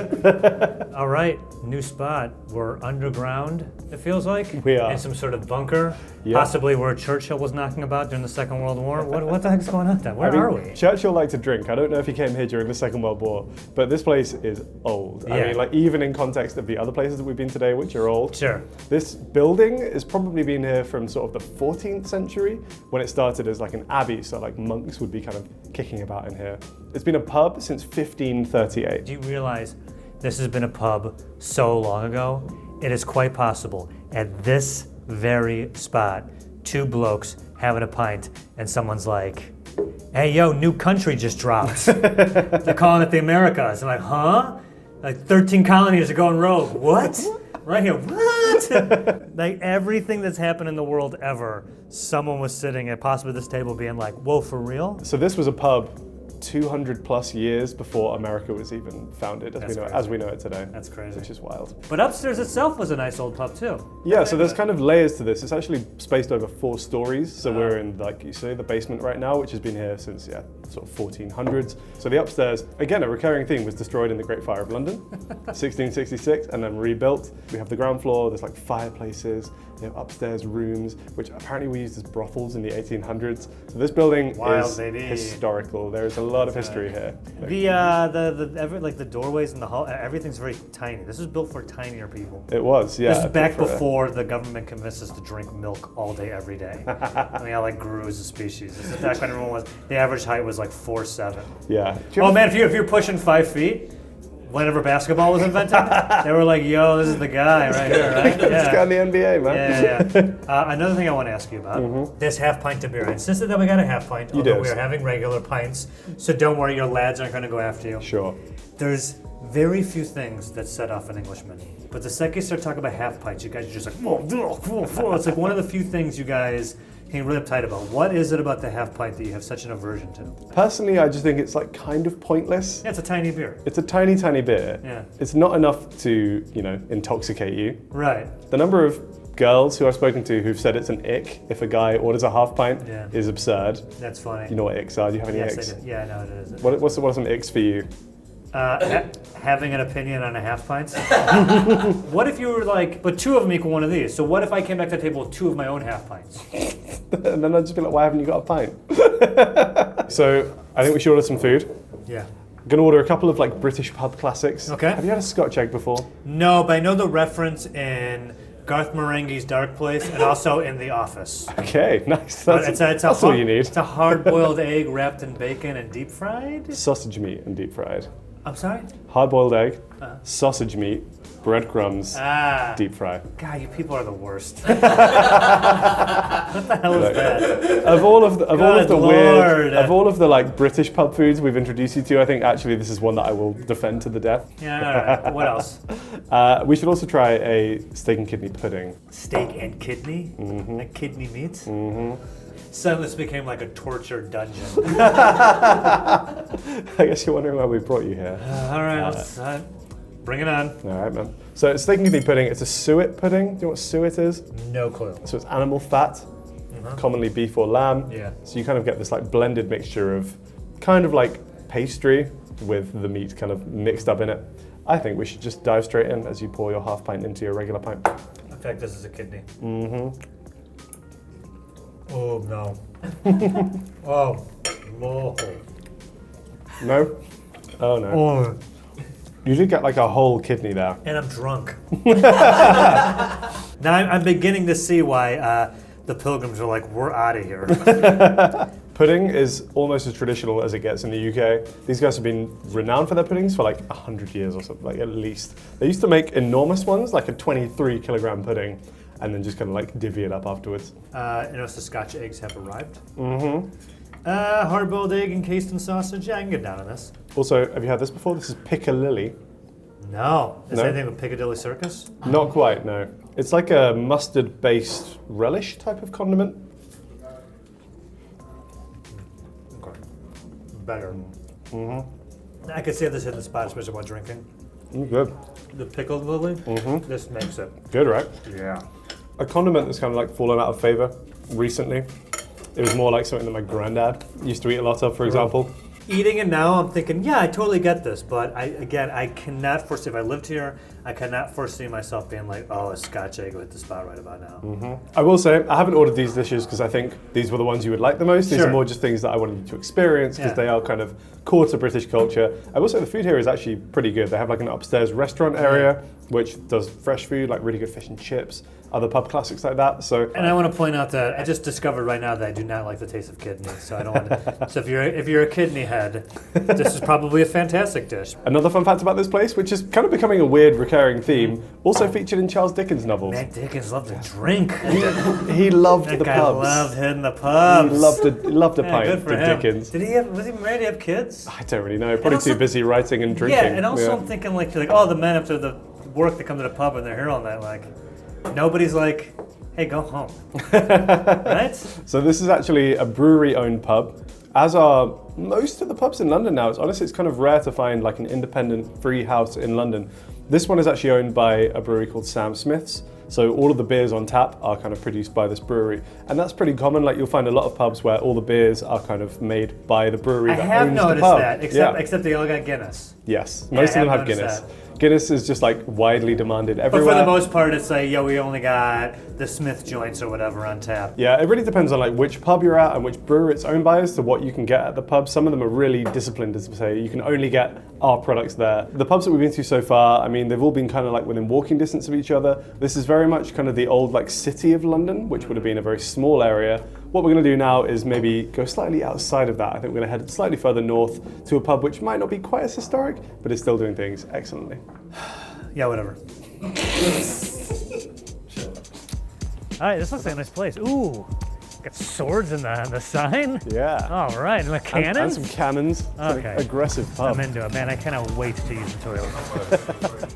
Compton Arms, special to me because this is in my neighborhood, one of my regulars. This is in Islington. We're right near Highbury Islington Station. Lovely area, full of great pubs, and this is one of the best. So you just took me here because it's the pub near your flat. Yeah, then I can just go home really easily afterwards. Oh, Yeah. great. I can just stagger back to mine. Tight list you put together here, apparently. This is like a slightly more modern pub, but when I say modern pub in London terms, that's still like 1800s. They're really nice. I like it. Yeah, what can I get you? Yeah, whatever you're I'll go having, I get don't some care. beers. Yeah. A couple of Camden Hell's lagers, Let's local go. beer. What is a Hell's Lager? It comes from the German Helles, which is like light. I never knew that. Really? Yeah. Didn't even have that one on the script. Just Wow. knew that straight off the Had dome. that one off the dome. All right. Yeah. Well, this is a really nice place. I think. It's a really nice place. Clean, minimal. Man, what's about this pub, man? We're like, when I say across the street, it's more like across a driveway. Yeah. Our apartments. Yeah. I mean, you could live there, and I could take 3 long steps and be in this pub. Yes. Right? Yeah. I gotta get my mail delivered here. I mean, for me, that's a great thing. Although I will take this opportunity, now that you've said that, to quickly go off on one about NIMBYs. Have you heard that term before? Of course. NIMBYs, Let's do man. it. They almost shut this pub down because people bought flats like these right next to it Yeah. and then complained about the noise. It's a pub. It's a pub. You How buy late are a these pubs flat. open till? Not even that late. Like London licensing is a little bit strict in terms of like pubs don't stay open that late. So we're talking like last calls, probably like 11, half 11. I feel that's a selling point, though. I know it'd be kind of tough. To me, that is. To most people, that is. But Yeah. you get these like rich people who want to live in a bustling neighborhood, but with none of the bustle. Yeah, you have to turn the bustle down. Come on, man. Terrible. Yeah, So obviously it's stop still doing here. Thankfully, there was issues? a campaign to save it, which was successful. Yeah. They fought back, they won, it's still here, still preserving all of this history and serving some great beers. Of the famous clientele that have visited this pub, George Orwell might be number one. Not only has he visited this pub, but Dickens never was banging here. I think Dickens might have actually missed this one, sadly, dear, yeah. unlike all of the other ones He that we doesn't make it visited this way today. up north, huh? Not only did Orwell like this pub, he liked it so much that it's believed to have inspired an essay he wrote. And in this essay, he had like 10 commandments for the perfect pub. All right, let's go. Should I run through some Yeah, now? let's hit it. Yeah, Okay. yeah. I Pull did the not. paper. You know, you didn't memorize it. I didn't All right, memorize Give me number these. one. Let's I'm go. sorry. Let's go. Okay. Number one, the architecture and fittings must be uncompromisingly Victorian. What? Victorian in style. Games such as darts are only played in the public bar, so that the other bars you can walk around without the worry of flying darts. Yeah, I'll agree with that. No dartboard, but we can play Scrabble. This thing is like really wet. I think it's Soggy got weird. Scrabble board. All right, so okay, 2, yes. The pub is quiet enough to talk, Mm-hmm. with the house possessing neither a radio nor a piano. I will say when we came in, they were playing music. So I Yeah, don't that's know. funny. No music is what he's saying. Yeah, they might have abandoned that one. All right. The barmaids know the customers by name and take an interest in everyone. Out of here, dude. How hard is the job to work here today? Hey, it's Greg or whatever. Like, rude, honestly, to expect that. It sells tobacco and cigarettes, aspirins and stamps, and is obliging in letting you use the telephone. I don't think they sell cigs anymore. I mean, they Kinda definitely sad. don't have a public telephone. We used to be a proper country. Aspirin's a funny one. That's a good one. Yeah, that's a good one. Yeah, okay, yep. 2 Advil kind of the spot right about now. There is a snack counter where you can get liver sausage sandwiches, mussels, cheese, pickles, and large biscuits with caraway seeds. All right. Upstairs, 6 days a week, you can get a good solid lunch. For example, a cut off the joint, 2 vegetables, and a boiled jam roll for about 3 shillings. What's a shilling? What's a shilling? It's some old currency. Do you even know what it is? It's old British currency. This is a list for someone who's going to be like, I'm going to be there 12 hours a day, so... Never, for example, make the mistake of serving a pint of beer in a handleless glass, apart from glass So and beer's got pewter to come with mugs. a handle. Supposedly so, which unfortunately they've abandoned. I haven't seen a handled glass since I've gotten here. We haven't had one all day. No, sad. Number 10, you go through a narrow passage leading out of the saloon and find yourself in a fairly large garden. Apparently the benefit of the garden is that whole families can go rather than mums having to stay at home and mind the kids. Hey, what are we doing today? Oh, this is going to be so much fun, kids. We're going to go to the pub where I'll be drinking with my friends and you and Mom will be a block over in the garden. Don't come back in here. I will say, of those 10 commandments, Orwell said that he only ever saw a pub do maybe like 8 of them. It's a tall order. It's a lot to ask Just for. he's never Yeah. found a pub that does it. No, he Has was anyone pretty tried? particular. Anyone's tried? Well, you couldn't even do it now. No. No diss to Orwell or anything, but like, why is he the authority? He made this list. It's like, okay, and who are you? It's true. Yeah. We have, a lot of rules as to like what we all think are our Like, best and pubs. imagine if Stephen King was like, here are my 10 rules for a steakhouse. Okay. Right? Just, I mean, if you Yeah. read them, you're like, who's this guy? I want to hear John Grisham describing his perfect barber shop. If you opened a pub, what would you call it? I'm gonna call my pub. I can't think. I don't know. I need more time to think about what would you call yours? The Owl and the City. Oh, you're such a guy. You're such a clown. You're such a clown. Speaking of strange pub names, can I run a few of the most bizarre ones by you from the UK? Let's do it. Hit me. The Bucket of Blood. That's a great one. That's Yeah? a great. Where is that one? I don't know, but It's you a drink fantastic there? name. Oh my God, it's a fantastic name for a pub. The Drunken Duck. Goose is better, but okay. Okay. Bunch of Carrots. That sucks. What? Bunch of carrots. Thumbs down on that one. My Father's Moustache. That's great, and I feel like you're making these up. The Legend of Oily Johnnies. Oily Johnny. Now is he naturally oily, That might or he be the like, best. or he like worked in the oil rig? Do you even have oil rigs here? There's really. no oil here, right? Like North Sea oil drilling is a Is thing. there really? Yeah. That's a thing. Bucket of Blood is perfect. Bucket of Blood and That's Legend so of Oily Johnnies. good. Legend Oily Johnny. You guys heading to Oily Johnnies tonight? Yeah. I think there's some guy there who's had like someone has to be working there, like just dripping with oil. Yeah. Just like, yeah, some oil John. Who's gonna be Oily Johnny tonight? So straight up, there's all the pubs we've been to today, we get nothing like this in America. Sure. Because if we wanted something like this in America, we'd have to recreate it. Here's what I've noticed about a lot of places here because they're so old. You just like open the door and you're in? Yes. In America, most places, because they're built so recently, there's like 2 doors Sure. or like an entrance. No, for real. Yeah. You guys just have this like, I'm in.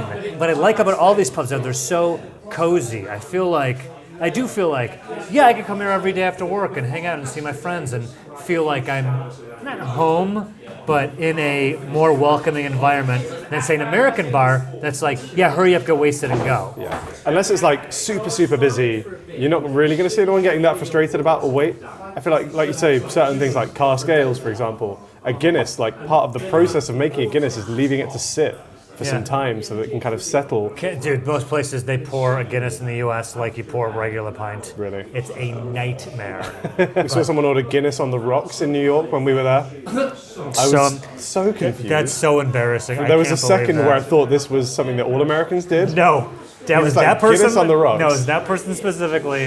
That is not normal. I realized that because then the barman looked to his mate and was like, what do I do? And he was like, yeah, just I guess put some ice in a glass and pour a Guinness on it. Here, if I was like, could I get Guinness in a glass of ice, would they do it? Or they'd be like, no. Ooh, I don't know if they would. They might give you ice on the side if you ask nicely. That's what's missing from America. We need more people just to step up and be like, no, it's not happening. So, no, you can't. No, I'm not doing it. The customer isn't always right. Honestly, if all the pubs we went to today were all near each other, so I had a choice of which one I could hang at, this would be in the top half. Interesting. Yeah, I do feel like some of the other ones we went to, I was like, yeah, I get it, let's get out of here. I think in general today what we've tried to do is give you a tour of what I would say are like central London, quite historic pubs, which are maybe the type of pubs that you would find in like a typical tourist guide, but at the higher end of those. Okay.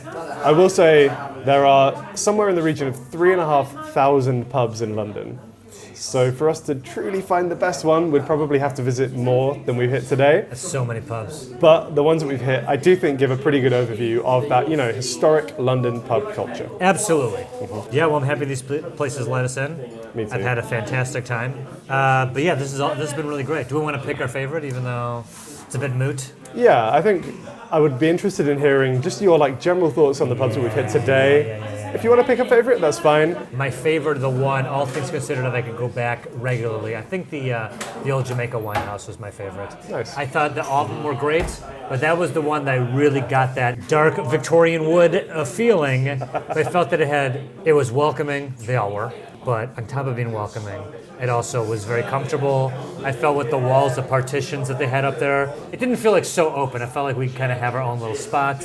I mean, I know we had that cider, which is kind of gross, but I'm assuming they have other better beers on tap. They do. I just like the vibe of that one the best, so. Yeah. Nice. Broadly speaking, yeah, I think it was probably between the Compton Arms and the Old Jamaica Wine House. Yeah, but that doesn't count because you come here all the time anyway. It's true, I'm biased. If you live by the Old Jamaica, would that be your spot? Possibly, yeah. I'd have to earn a lot more money to live in that part of town because it's very central. But I really loved the whole, you're walking down these little alleyways. Yeah. It feels like you're kind of back in old London, you know? Exactly. Yeah. And you've stumbled upon this little hidden gem.